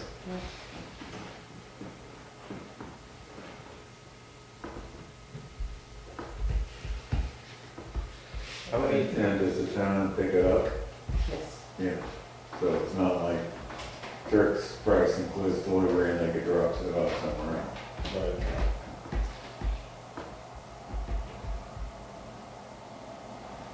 So I think we need to set the rate for what we're gonna charge the contractors to have it available downtown would be the first step. If you guys wanted to purchase it at that rate too, I don't think you're saving much money, is you could probably buy it just as cheap coming from Ossipee, bringing it to your facility or wherever you wanted to keep it. Well, last year was $4 a ton. Yeah. Pretty high for us. Yeah, to buy. You can't, because we Yeah, lost. but they don't know if they're keeping it. Right, we know you're gonna set a new rate, but last year. We're gonna set it to where it's equal with everybody, so that it may, as far as I'm concerned, it would say that if you were closer to Ospey, then you would go there. Because we're not in the market to sell dirt, but we're doing it because it's, to me, it's the right thing to do to help, Convenience for all. the convenience. But if it would be convenient for someone to go to Ospey Ag, that's what I would like them to do. But when it's convenient to go to this one, then yeah, sure, but it's still gotta be why can't it be the same rate? We're still buying it at the same rate. I mean, as if you had to go to Ospey Ag to buy it, we'd have to buy it, you know, so I think it should be equal. Well, your buying power hopefully is a little better. Not much. It was only a couple thousand yards starting with. You said it was $10? He thought it was around 10. I didn't double Yeah. check that, but that's what Yeah. I was thinking. Plus going to pick it up and bring it back. Right. That's not I our wouldn't be cost. opposed to two separate rates, either one for private road residents and then for commercial people that were doing driveways and parking lots and stuff like that. I thought we weren't You weren't going. giving dirt to we weren't having the facility for the commercial, because I don't think, to me, that's not what we're after. We're after helping the people on the private road. Right, you had said anybody with a sander, With the sander that's doing that we private would load roads. sanders, we would not load pickup trucks. It's not driveways, it's Right. the private roads. Right. So if you have your own driveway, like Gus or whatever, you just come down with your buckets and you get it and Correct. you sand your driveway. Correct. Or people will sand some people's driveways, but Correct. unless they have a sander on the back of the truck, they're not getting sand to do that. That was what you originally had said. There were 40 driveways done last year that people had in their route that got the sand from us. Right, and that's why it came to your attention at that point, because we were concerned with that. And then they came in with their own dump trucks and wanted it too. Because that's half I know price. you're not gonna be able to control it completely, but I mean, you gotta go with honesty and hope that everybody's doing the right thing. But I think that dirt is specifically for private roads and not private driveways. I don't get mine sanded by the town, so I don't think anybody else should. But do I think that the private road should have something? Yes, it's always been that way, and I wouldn't want to change it. But at what price? And that's Well, what, I think it fair that's what led us market to value. believe that, you know, a spot up there, because we've never come down here, because it costs so much to come down here in the middle of a winter storm. I think right now it's kind of a short notice for that, but I think that's a great project to start for the following year, to have a facility up there and maybe, you know, we could ask others if there was places that we could, but I don't think that we own anything, and I'm not positive that we actually have any land that we could have that, but that's definitely a good project. But for this year, I think the rate should be as equal as if they had to go by, I mean, I don't know, how do you- For the availability, it's inside, you know, It's inside, or it's screened and fresh and you can use it. I mean, where do you not go in the hole with it?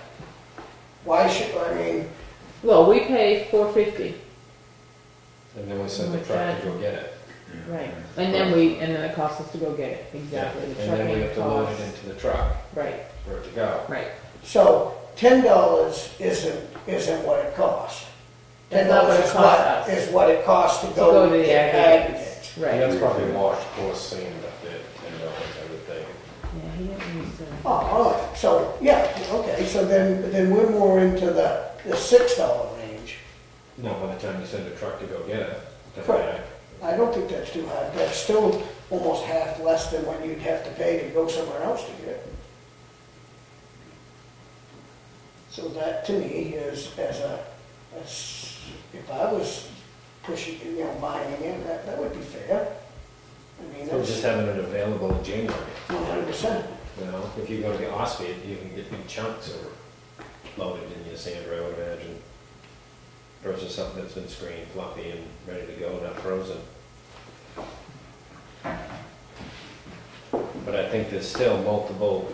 We had to get, because situations. we didn't stockpile enough sand, we had to go get some from Austria last year, near the end of the season. It wasn't Yeah. frozen. They have a pile ready to go, Yeah, put the sand.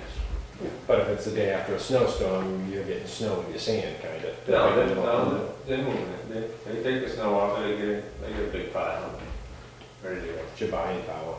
Well, I'll let you know, my boy's gonna be loading it. Yeah, I think that makes sense. That sounds better. I thought we were trying to raise it to 10. I think the raising of it to be equal, at least not, we're not into making money, we just want to cover the cost. Yeah, but we don't cover the cost for all the other towns. What do you mean? It's part of our budget, we pay for it in our taxes. That's what all the other private roads, they pay for it in their taxes, the same they do.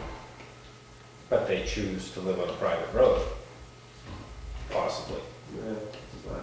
Not necessarily by choice, I can tell you this Well, town. there's a process they can do to make it a public road. You know? I can tell you, I built a road to town specs in this town, hot top and everything, and it's a private road. Yeah. There's no possible way the town would ever accept the road. And it's a hot top road. Yeah. And it's 24 feet wide. Yeah. And it meets all the criteria. There's no way the town is gonna accept it. They've never accepted a road since, what year, maybe 19 what? Or Who's been the last maybe one to even try that? before that, could have been 1800. Crabapple, I think. Crabapple? Crabapple. Yeah. Road used to try out. 15 years ago, 2 years ago. Not recently. No, not recently. No, there's but been I some mean- recent attempts. How about Washington Drive? Is that accepted as a town road? No. No. And that's the same thing that was put in. 15, 20 years ago to town specs and everything. So was Grandview. But you gotta understand is what we're doing is, we're not charging those people because we really want to charge them. We're charging them because the state's telling us that we cannot give it to them. See, so there's the line. So reduced, how do we? Reduced rate's okay then? I think Or a dollar a ton is great too. Yeah, so and it's always worded as fair market value. So pick a number. Well, I think if you're buying it for $450, you're sending a 10-wheeler over and back, you're looking at 40-minute drive. So 6.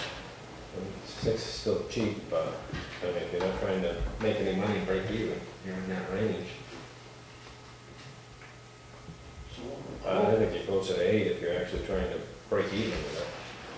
Well, if we show that we're being reasonable, then we'll have less resistance. And I think setting the rate's the easy part, it's policing the rest of it. Well, I think Charlie hit the nail on the head. I mean, it's just stealing. You're going to pay for it. One way or the other, you're going to pay for it. Whether you pay for it for the sand or your truck's going to break, you're going to pay for it if you're doing something you shouldn't be doing. There's no doubt about it. Not that people don't. Is it karma? Is it? Well, you can call it what you want, but nothing's for nothing. Yeah, I don't think this stealing is enough to justify worrying about it myself. I mean, you got one or two that might go and do a spot that it's not quite Wakefield, it might be Brookfield, but in the long run, he's probably done 2 over here that he used from Brookfield. I mean, I don't know. I just don't think it's enough. Well, I'm just saying this. He probably has some of this. No, Brookfield is planning to put some sand in the garage behind the townhouse this year, because otherwise they have separate. Right. Sand thing. They're not supposed to use it, but so they've got people going to do the 55-gallon buckets. They're going. Eddie Nason's going to put some sand behind it. But they're paying for it. So if they want to take it to clear to Dover, hey, I mean, what are you going to do? You can't. That's not like going private roads. No. No, I mean, that's not intended for that. Just to cover the same thing that Fred wants to do with the lean The field. road shed. Yeah. No, I know. It's going to be hard to patrol it, to worry about it. We've been doing this for 30 years. Have we worried about it? Not really. We get a few complaints because you got one that's always doing most of it anyway, and it's out of hate and discontent to begin with. So. What's your motion for setting the rate? Let's start with the easy part. Do you have that? I'd be happy with the 6. If you want that motion, then we can discuss it. You got it. Yeah. Motion made for 6. Is there a second? Second. Any more discussion? All in favor? All right, here we go, we're at $6. Are people allowed to use that on private driveways? If they get it by bucket. Yeah. Or out of the pick. We're gonna have that lean-to on the outside of the area and capped off at, Yeah. I think Well, it was that's what 55 gallons last year, just a 55. Yeah. No pickup trucks, is what you're trying to. Well, Fred said that the pickup truck is fine, as long as they're just backing up to it and using the shovel to put it in there. I mean, it takes a pretty good man to sit there and fill up a sand out with a shovel.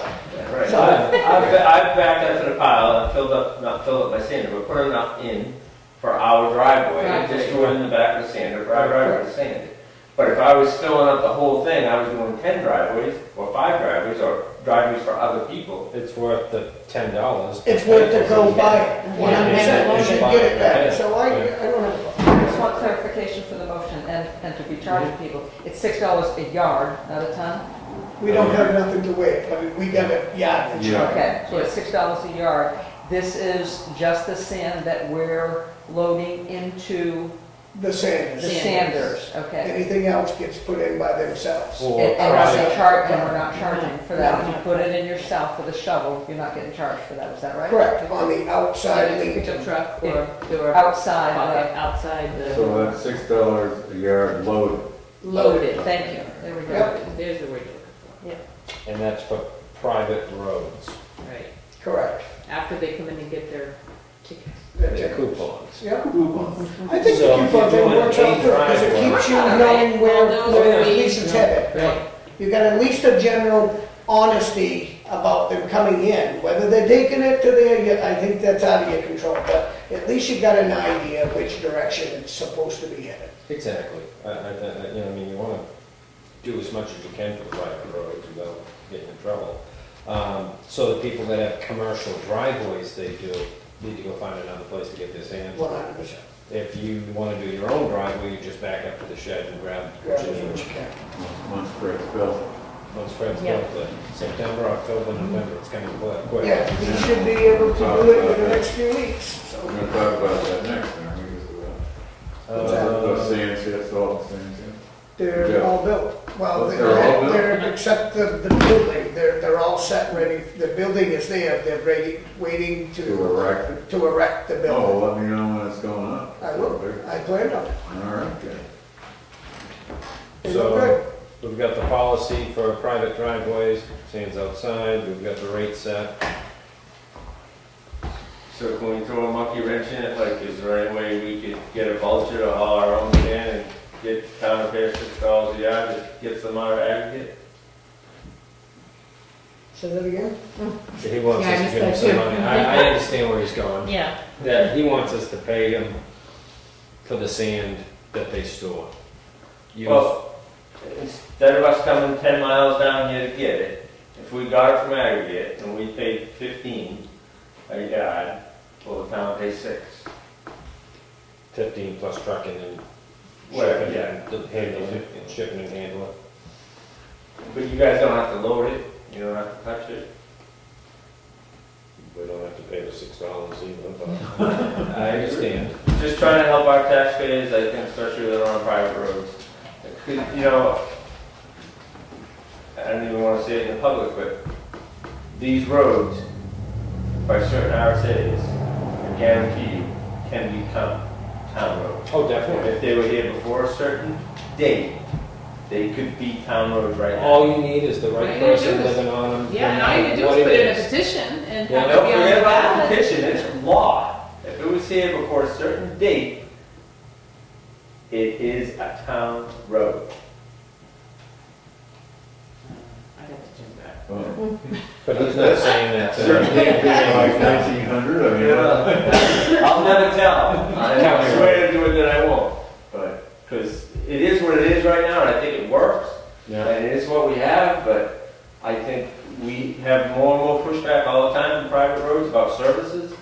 You know, not getting any services for the tax dollars, a little bit of sand in the wintertime. What services don't they get though? I don't. Yeah. They get They don't get their ambulance, roads plowed. police, you just don't get your road plowed, but Well, everything Send your else. kids to school. No, don't stop. Have trash pickup. I wanna know what That's services they fair. don't get. well, I don't want to get it. Oh, yeah. It's a slippery It's slope. it's a long.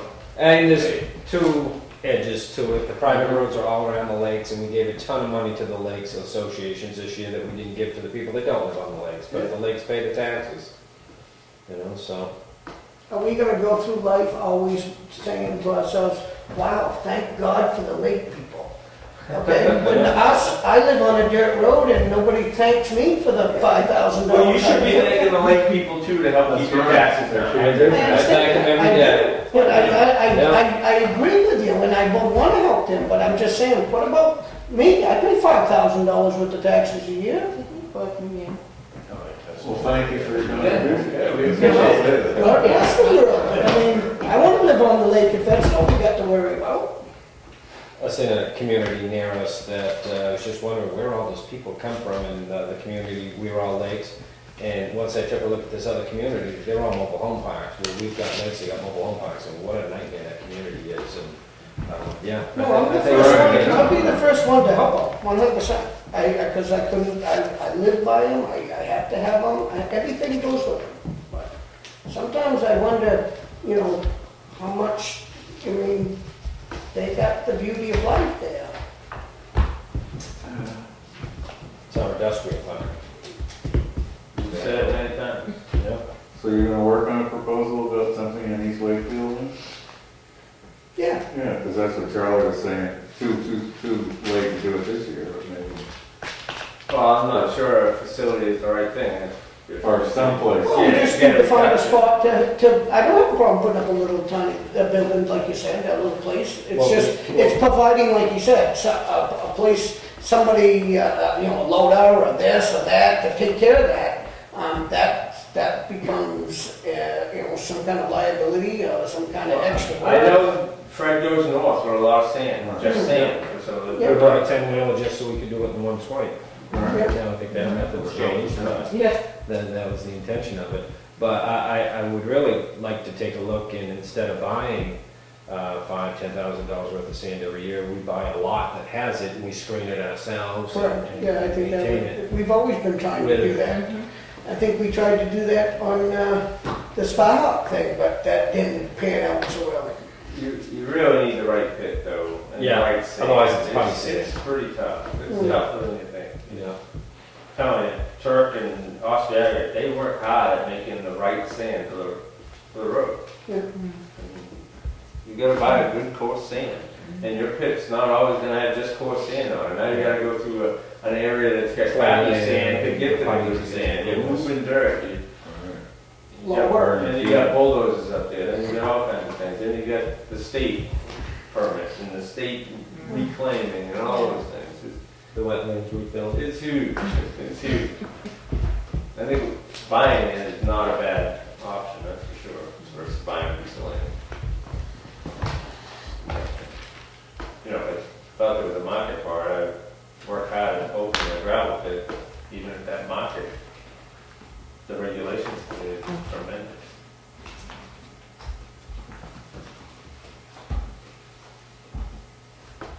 Well, the only question left out there was Tom was looking for a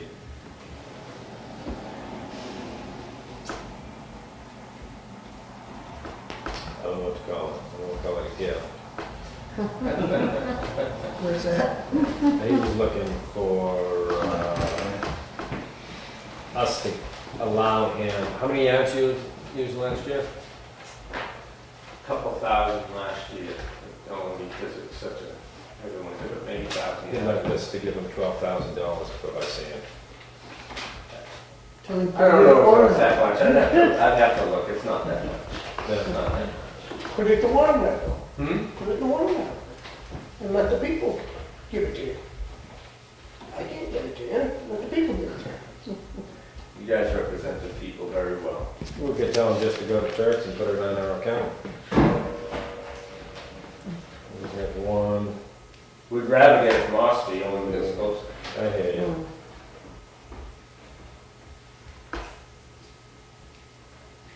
But I know if we do it at Bella Lake, there's definitely certain other ones that are gonna I want could to see do 2 or it. 3, that's what I'm looking at right now, 2 or 3 others that may want it. 10 miles of road, others. Alright, that sounds well. But it would be better if there was a facility, because if we did that, you know, just say we bought X amount of sand, if Rotary doesn't keep it there also, there's a little bit of sand left, it's gone. He was using something else versus sanding the roads. So I supplied the sand the last few years, and then even that last bit that's left, if there's some left over, last year there's none left over, we gotta go buy something. You know, so it's probably not the right thing, or something to think about, I think, in the future, but I think a facility up in that area where it's 10 miles from the garage down here, it's a long way, it's up 153. I think that's a good idea, I don't have a problem with that. Finding something, but do we have something? That would be half the price of one of your buildings you just built. What if it was half the size? Fill Build what, the build Oh, I see what you're saying. I mean, and How much would most you of the want? private roads out there, You figure Salt and- 35,000. Yeah, yeah. Right, just one of those. Just one of those for 35,000. So you can cut that in half, To cut it down even, to cut it smaller buildings, so Yeah. yeah, you're looking at 15,000. do you think that would ever be an option, Todd, if they would put it on state law? I can't really speak for them, but as a off-the-record thing, I would think probably they would not, because they've got that license for a couple of certain things for cement and stuff, and they're trying to get out of the pit business more so than, I don't know, it would be something that would be somebody way above me that would have to talk to them. But, Way above you, who's that? I know it. I am fire chief. Way down here. Come on, DOT chief of the area. I am way down. But I don't know, I know they're trying to get out of that kind of business, but they may. So you think that land on 153 that you have some stockpile stuff there would go for sale in the future? Then they're trying to get out of that business. Time to buy it maybe for $1. I don't know. They won't touch anything, be an act for Congress. Yeah. Well, Until there's a fire sale again. the DOT was closing garages. I don't know if they're gonna come back now that they have the gas tax from. Yeah, well, they closed it, that's good. Okay, so we know we know the general policies until other things come up, and we'll keep Tom's. I like Tom. I mean, it's definitely something that I Oh, I think we mean, can't do this year, probably get it all done, but It would have to be a warrant article type thing or something. Correct. Yeah. That spot. I meant the donation to Beverly for credit and for the sand. Yeah, I think that's, maybe a, But do I can't we do Bell Lake only? Yeah. I mean, you get all those people. So yeah. when they come in for the Beverly, Right. they come in for the sand too. I mean, I've seen some of our sand go to a different road. So, but. Different town, different state? No. But it, and I think you have the problem if you get too much, then what do you do with it too? I think it's gotta be a little better regulation on it. Yeah. I'm sure we can come up with something, but we're open to do something like that in the future for that northern half. It's gotta travel a long But you way just to gotta come remember down there that- for sand at a reduced rate. You just gotta remember, there's not just Baloo, there's Oh, yeah. the other side, there's Pine River and all, there's a lot of land up there that everybody's gonna want once one gets a kick, then they're all. Absolutely, and then if we don't define it very good right now, we could open up a real good can of Where we go? Where? Yeah. You were, you done it? No, we just got Ed Comeau behind you. All right, we're all set on the sand? Till we start selling it and all the other questions come up. Yeah, no, and I think you've got it more narrowed down Than this last year though than last year. I think more people are aware of it, they know what's happening, Yeah, so and I I think think some of Fred them has will a, come back. yeah, I think Fred has a good idea on that first storm, how many bucket loads people come in and grab, as far as how big to build the building, the whole thing. Right. I bet it's quite a few yards. How about this? I know you guys don't like trucks. You gotta have sander on it, but it's tough for, Clyde or Rhodey to come down and take a pile and just dump it, a load or two during a storm. Like in between some storms, they go up and get a couple of loads, but they're gonna be a dump truck versus a loader. If it's more defined where it's going, would that be possible in a truck? They have to get it. The truck's gonna have the sander on it. Truck's gonna have a sander, it's gonna have a sander, so. Yeah, they're not gonna take the sander off but they're not gonna go up and unload the whole thing. Unless they're going to stockpile Yeah. in October. All right, proposed capital reserve expenditures. Oh, no. Yeah, I'll do this one. Good business. Good business. Oh, wow. I like Yeah, the, I like my you got scroll down. 2-page, yeah, you got 2-page things. County Graphics, GIS service.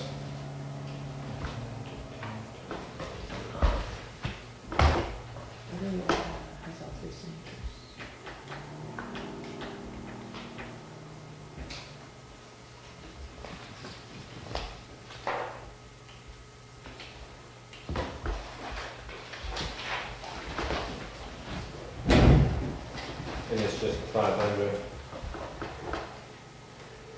Yep, Yeah. and it's the same as last year. Yeah. There's a couple signature pages though Yep. for all three. I'll make the motion for it. Second. Any more discussion? All in favor? Aye. Advertise proposal for the online tax payments.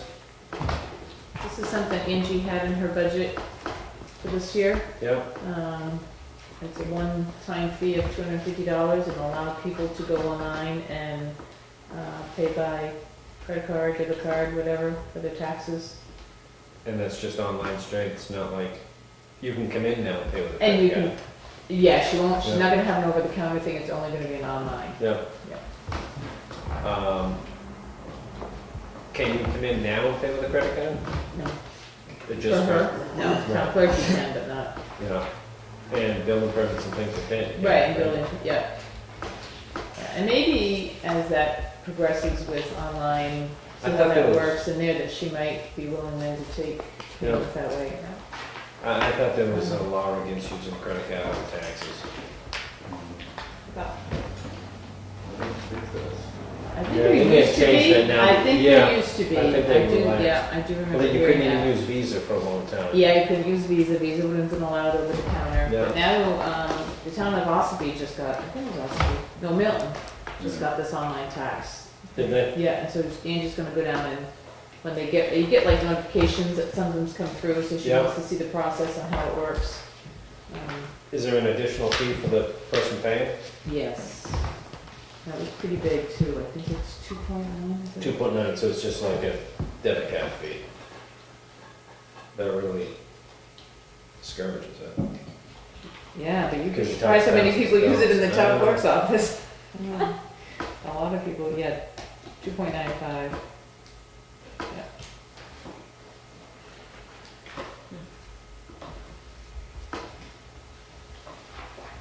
You need a motion for that? Yeah. There's a contract to sign if you're in favor of it. This is from Avatar. Yeah, it's through Avatar and then a cloud service, Invoice Cloud is the third party. Right. Yeah. Make a motion to accept the contract with Avatar. All in favor? Aye. Wow, somebody's got a lot of stuff now. I know, I'm like on the school board. Oh, yeah. $116 for a $4,000 tax bill you'd have to add on to it. I'll walk to This that, would be yeah. On the last day. on the last day. Safe commuting highway grant? How many years have you done that, Chief? The safe commute is only about 5 or 6 years old. That's usually leftover unused highway safety money that they put together. So it's contingent on what they have left over. It works pretty well. This is just extra enforcement, mornings and evenings as people leave and come back? Yeah, it's geared towards the commuters, 6 to 9 in the morning, and then in the afternoon, the evening shift, which the evening shift is actually, turns out to be a little more dangerous. That's when more accidents are in the evening than they are in the morning. So it's a 3-hour patrol, but it's only particular days, Yeah. you know. There's a lot of traffic in the morning out on Route 16. Yeah. I'm not usually out, but I had to be in Dover for 8 o'clock this morning. I could not get over the traffic. It's, Well, starting around 4:30 in the morning. Does it? And a lot of people in this area commute This, to Rochester and Portland. Oh, yeah. See, and that's why I would have an opinion on, you got all these good people going to work, and yeah, they probably are trying to get there as quick as they can. Oh, they're running late. Or they're running late. And having that, I mean, I understand the thought process for it, to make roads safe and all that, but see, this is where I would have judgment in him, as in he would not be the one to pick that one guy up because he's doing 62 in the 55, as for, you'd be more the 72 in the 55, you know, but I do have an opinion on that. I mean, I think that morning commute, everybody is, it's you know, it's a rushing thing, and if you got one guy going the speed limit, he's actually causing the accident, you know? He just raised your speed limits for you. I know, and I'm with him, because he's thinking the thought behind it, and I know that he's not just pulling the guy over because he's speeding. He's pulling the guy over because he deserves to be pulled over. But I'm just giving my opinion on that morning commute, because I'll be the first one to have to go to Lowe's, and the last thing I want to be pulled over is for 61 or 62, and I'm not, but it ain't like I haven't, you know. So I believe in what he does, his opinion is good with that, because he's not pulling the guy over doing 61. He's pulling the guy over doing 75 because he's a jerk and he's not paying attention, you know? Not you. You're not the jerk. No. I'm talking about the guy driving it. It's hard. And it's just not 16's heavy commute, 109, both directions to Maine. Going to Oakboro, people going to Oakboro, a lot of. And I don't believe people are intending to go speeding, you know? It's 85%, I think, is what we heard. What, that's. The 81st percentile, we've heard about that. Yes. Which is significantly higher than the postage. But I don't think in their head, they're thinking that they're speeding. You know, I don't No, think. they're going with the flow. They're going with the flow. So that's why you have to make sure the flow is going at a reasonable rate. Correct. And that's where it becomes the judgment of the officer. Yeah. And I have faith in that. I'll make the motion to accept the grant. How much is the grant? It's not on the agenda.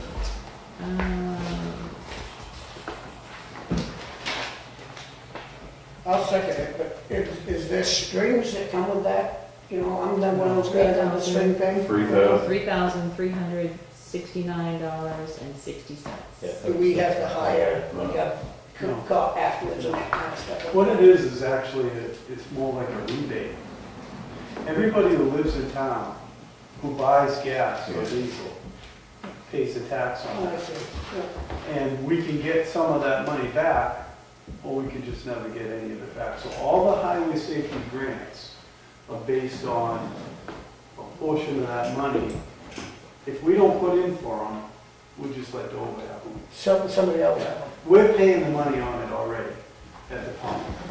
So we can get some of the intended use for it back, or we cannot. So, but there's no strings attached, it just pays for, basically overtime patrols. Any more discussion? Motion made and seconded, all in favor? Aye. Capital reserve expenditures. Steel master buildings, $19,291.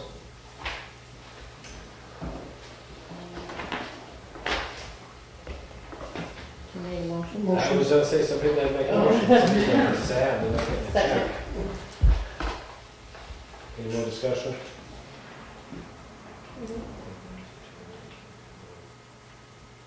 Still, I know it's 51. All in favor? Aye.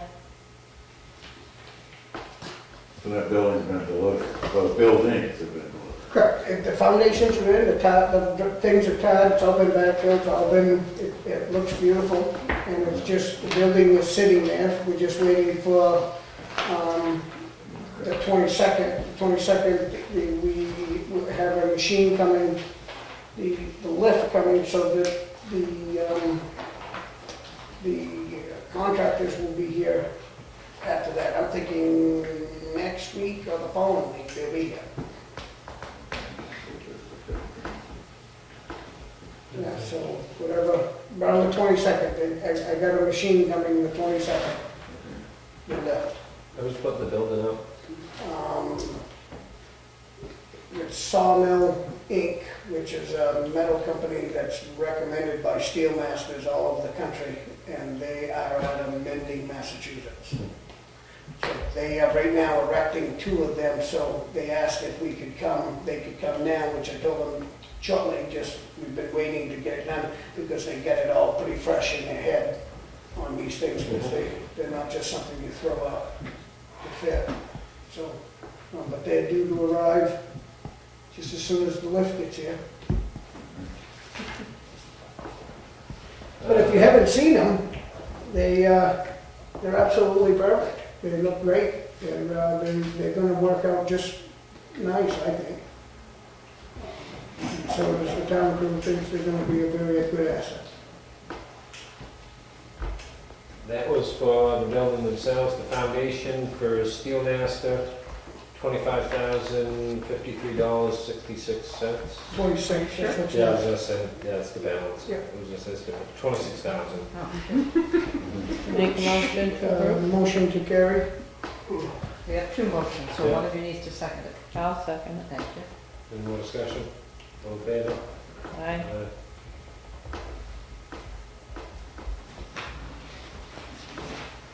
Technology fund, $1,385. Make the motion. That is for a new computer for the supervisors of the checklist. All right. They must have burnt theirs out yesterday. Before A little that, bit prior to that, yeah. Yeah. There wasn't enough to burn down, it's there. 23, 25%. Oh, was it? It was 25%? That high? That's what I thought. Wow. Confirm with Dina though. Yeah. Always not a rumor. Make a motion for the computer. Connie did. Oh, did you? Yeah. Sorry. I'll second it. All in favor? Aye. Good. I'm going to pass you one more to sign. You've already approved it until the final Lake Coast payout, but we like to have that form on file.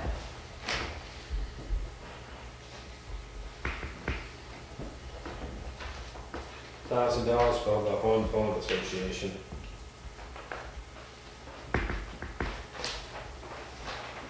Guys, for lack of a motion. You really don't need a motion yet. Oh, I'm sorry, you do. I'm teasing the private road. Sorry. It hurts after 9.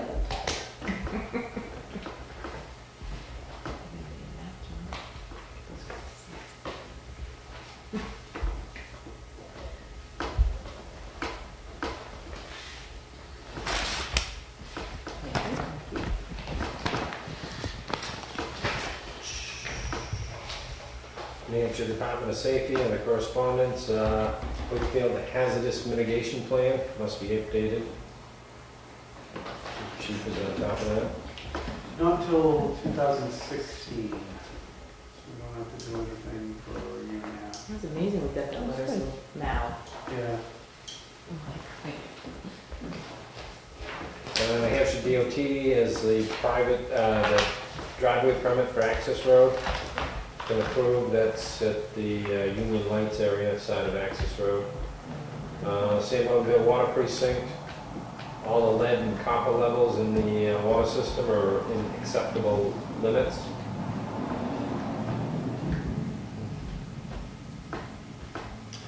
The chief gave us his activity report, and then the Hampshire Liquor Commissioner, the new deal. Yeah, there's a What is couple the of, new deal? it's the done deal. The done deal. That's their Deal's official done. policy number or something? They just sold it, that's why. Oh, so The it's a new Dunn's deal. just sold it, so we kept the name, just Yeah. changed it a little bit so it wasn't done. So the new people just need a liquor license? They're just renewing the license. And they're gonna make that a nice place. They got a lot of, they're gonna clean it up, you know? I think Trudy and Al did very well at the beginning, they just kind of burnt themselves out, they've been there so long, and it's time for a new facelift, and these girls are going to do it. Public comment number 2? Nothing. Town administrator update. All right, I would like to ask the board about the public safety building, second floor. And about, I know both chiefs have been talking about this, I've been talking about it with them also, and I know that Charlie's been talking also about this, but to maybe form a committee now, I know we've done this once before, but really get active on it and move forward with the public safety building project, second floor. to see what direction it should go in. If we, you know, if the plans that we currently have are the same plans that we want it to be. Do we bond this? How much will it cost? You know, there's just so many things out there. We won't get it done, obviously, before this whole budget season, but I think now's a good time while everybody's in the budget talking process to start moving forward with this. I was kind of thinking that you needed maybe a couple finance people, a couple contractors, a couple citizens, 246. Charlie's talked about maybe. Me and Ken have talked quite a bit about it actually, and we've looked in there and we felt that it is time to form a committee. We could do that. We could get it started, get a committee started and start throwing out ideas for at least this year. And then I think Ken's got a lot of ideas that are actually going to save a lot of money for what he wants, that these guys think that that the place needs to be what we need up there. I do think that being up there myself, it's starting to deteriorate for not being used. So we've got to start thinking about getting it up to par because it's now just becoming desolate. You know, becoming. It's an attic. It's an attic. So I think with Ken and the chief over there that we would have a good hold on it if we could just form a committee and we could choose it or we could choose it. I think Ken and I and the chief could also just pick who we think could go. Like Teresa said, it'd be a couple of certain people, a couple of finance people, a couple of contractors, a variety of things, and maybe just somebody that don't know anything. And then that would just have a better biased opinion. But at least I think that that's moving forward and getting it started, it should be acknowledged here. Yeah. The way things are so low still, it's time to maybe, it's a chance that we can still get bonded cheap and that kind of, we're definitely going to have to bond it. We're not going to be able to just throw out that kind of money, I would think, but we won't know until we sit down and start calculating. I think all they're looking for, and myself, is just to look that you guys give us the okay to go ahead and just start trying to form something and getting it going. The big thing is when you're bonding too, you look at all the other needs too, fixing this building, other things that we're looking at, and grouping it all into one. I don't have an issue with it, somebody will have to come up with the total amount of people on the board. Well, we were thinking 6, right? 6. And then the both of you and Charlie? Yeah, So it's like 9 saying you want an people? odd number. Right, so that would be 9. There's 9. Yeah. So that would work. Todd and him and myself. Yeah. We can run it and chair it and go with it, and then at least be able to bring back. I would bring back what it is to you, and then we can go from there. Yeah. Ken? I think on the committee though, too, I mean, if Charlie would chair it and being from the select board, and I think it'll have a little more credibility. I think the thing that happens with me and the chief is that, you know, we've been kicking this around for a while, and I think there's more, you know, I think with the committee, you get more opinion in it also, but you also get more credibility that it's a town building. We're the stewards of it, but it's a town building. So if a whole committee is convinced this is the right thing to do or which direction to go, I think even not that we don't have credibility, I think they have more credibility than just the two of us kind of kicking around saying, hey, what are we going to do with, you know, capital improvements and stuff. But also with the committee, it allows us to bring in those people with the finance expertise too and say, you know, what do we want to do? How do we want to pay for it? How long? When do we, you know? So I think it's the way to do it instead of us just trying to tackle it every year with bringing it up the budget, you know. Yeah, I'm good with it. I just don't want to see it, I mean, it's been stagnant pretty much 14 years, and It's time to move. we presented a 50-year building when we did this, and it's not. It's 25% into it almost. It's half, yeah. Yeah. And I just, it's got to come a time, you know, keep saying how long can we keep doing this, we're working it. Yeah. But eventually, we've got to have it finished, and it's just, just not to let it stay stagnant, to try and. Well, I think it's like a car. You leave a car sitting, it rots. And if you're using it, I think you get more life out of it. Yeah. And what I noticed the other day when me and Ken went upstairs and wandering around, it's ready to be done something, or we're going to lose it. Or lose the opportunity, is I guess what I'm trying to say. So it's time to start thinking about it and move forward with it. Sounds good. Well, committee. So you want the three of them to get together? Yeah. and form a committee? Can we figure that out? Okay.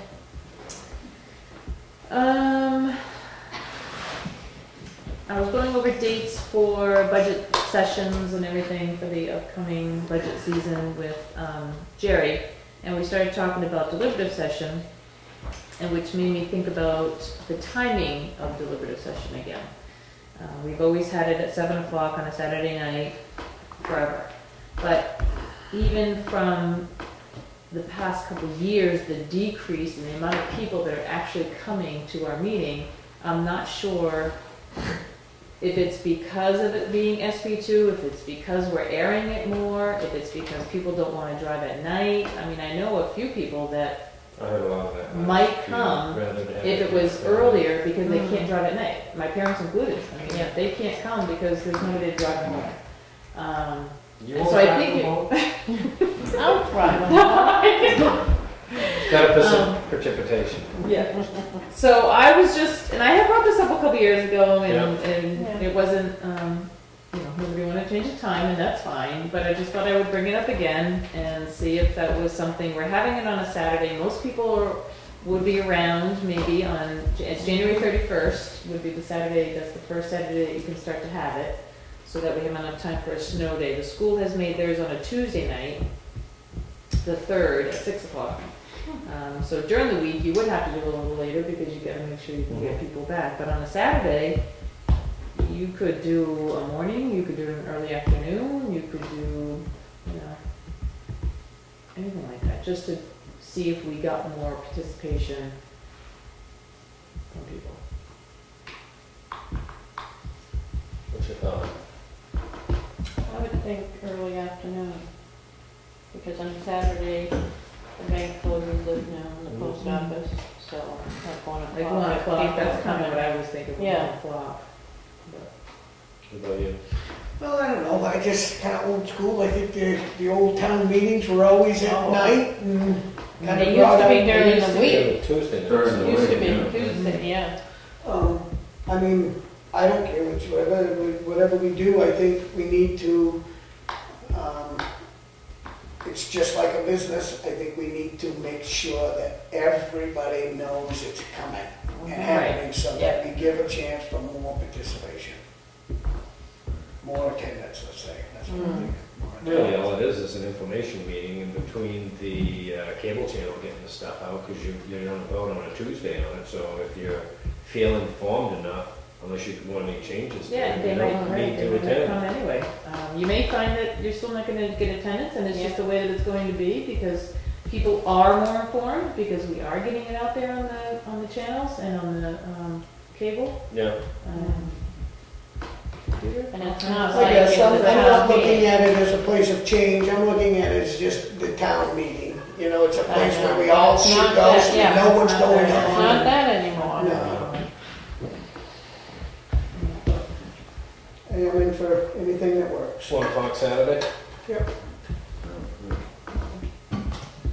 When I was a selectman, we went from the Thursday evening, when you got up to 8-hour town meetings, and we went to a Saturday morning, and the attendance wasn't greatly improved. Partly the thing, you'd be surprised, people do a lot of errands, and I think Connie's right on the nose there, that was their excuse. And they had errands to run Saturday morning, but if you go at 1 o'clock, you certainly don't. Well, it gives you plenty of time when you're in horse and buggy. Yeah, way back then. Yeah. Right, Tom? Certainly before we had Wi-Fi, let's say. Gives you plenty of time. You start at 1 and you have it at 7. I mean, it gives you plenty of time to get here from Brookfield. So I only have 2 more things. I was talking to Fred today about, we always had a part-time plow guy. That part-time plow guy is now fully retired. Yep.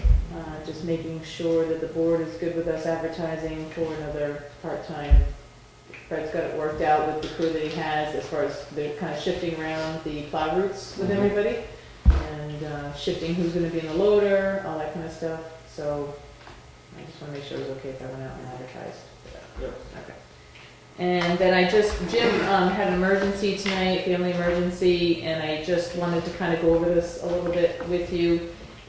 Does for what he he's need to purchase requesting. that right off? If not, I'd just as soon table it till the You want to next. wait till he comes to the next meeting Yeah. so he can explain a little bit more? Yeah. It's $20,000. It's a lot of money, and you don't actually have all that, so I wasn't sure what was more important for one versus another, so, okay, so let's just table that, okay.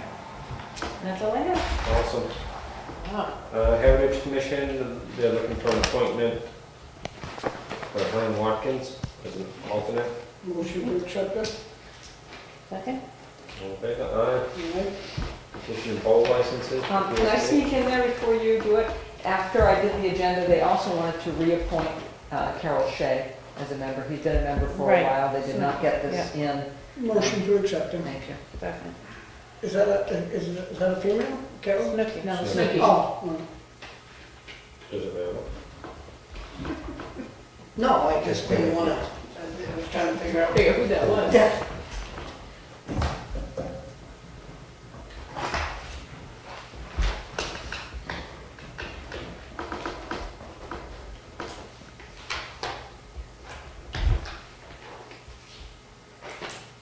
Where's your poll license for? Access road. Must be relocating for the, Just give it to Sure. Oh, right. Yep. I'll make a motion for poll license. Second. All in favor? Aye.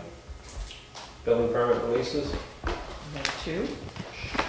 Oh, we have 3. All right. That's Cheryl.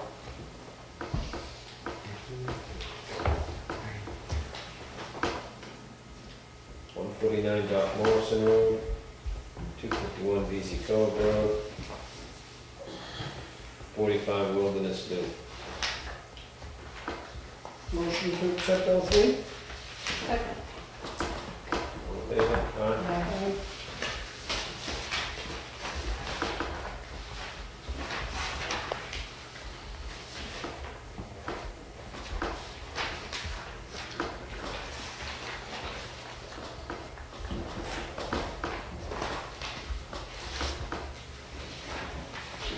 The 2014 sewer warrant.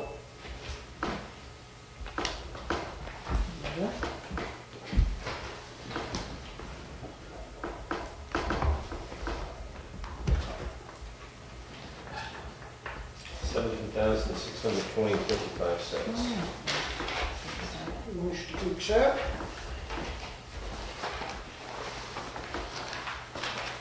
Second? All in favor? Aye. Payment manifest.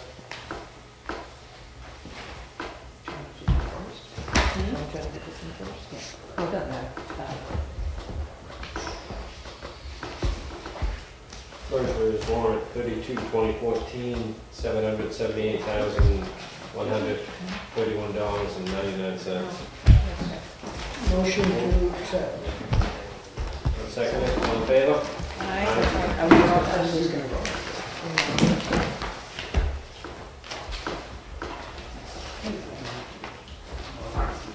Minutes for August 13th, 2014.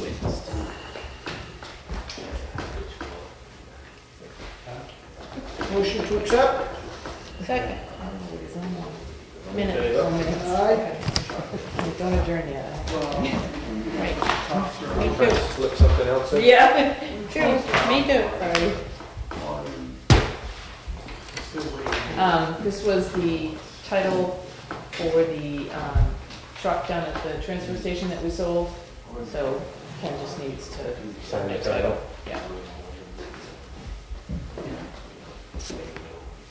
And then I just wanted to mention that I have given you guys a bunch of information on the policies for NHMA, and I also sent more stuff today for the next meeting. If you would be so kind as to appoint me as the liaison to speak for the vote on your behalf, I will be attending that meeting. But I kind of need to know if you have any, if you have any votes specifically on any of those that you want me to make sure that I'm voting on. If you could read up on that before that, that would be great. We got homework. You got homework. I've had it. I just want to tell you about, I went to an Eagle Scout Order of Honor Sunday, and it's a very impressive ceremony that those boys just do a wonderful job. And Troop 198 has quite a few Eagle Scouts, and of course they have to, everybody says, well, how come they have so many? But they have to go through the Scout National Council to get this, so it's not that these troop leaders are getting it for them. They have to do all the things that are provided there. But my goal would be, I don't know if you guys are going to like this or not, my goal would be that all three of us would be there to honor the next Eagle Scout. They have another one? There's one coming up. Really? I think they have more Eagle Scouts than this, any place. Absolutely. And certainly from in Carroll County North. And and I mean, this ceremony is just so impressive. It's wonderful. And former Eagle Scouts go, and they ask them to stand and say when they got their Eagle Scout. And it's really very, That's very when nice. you're shocked when you look around and there's a 60-year-old person you've known for 40 years. I know, and I didn't know they were Eagle Scouts. Yeah. So, it's just wonderful, but really, that would be my goal. Yeah, we've all been to several of them if it's available. Just the minutes, sorry. Oh, the minute, we'll approve those. Yeah. So what do you think, you guys? Let us know the day. I will. Boy, will I ever. That's not saying we're available yet. I know, It's just saying it's gotta be when you're available, I understand that. No, you usually have former scouts there too, so you could do sort of a retrospective recognition too. Oh, yeah, it's something that I thoroughly enjoy.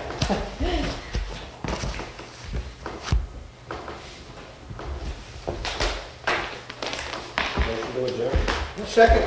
Minutes.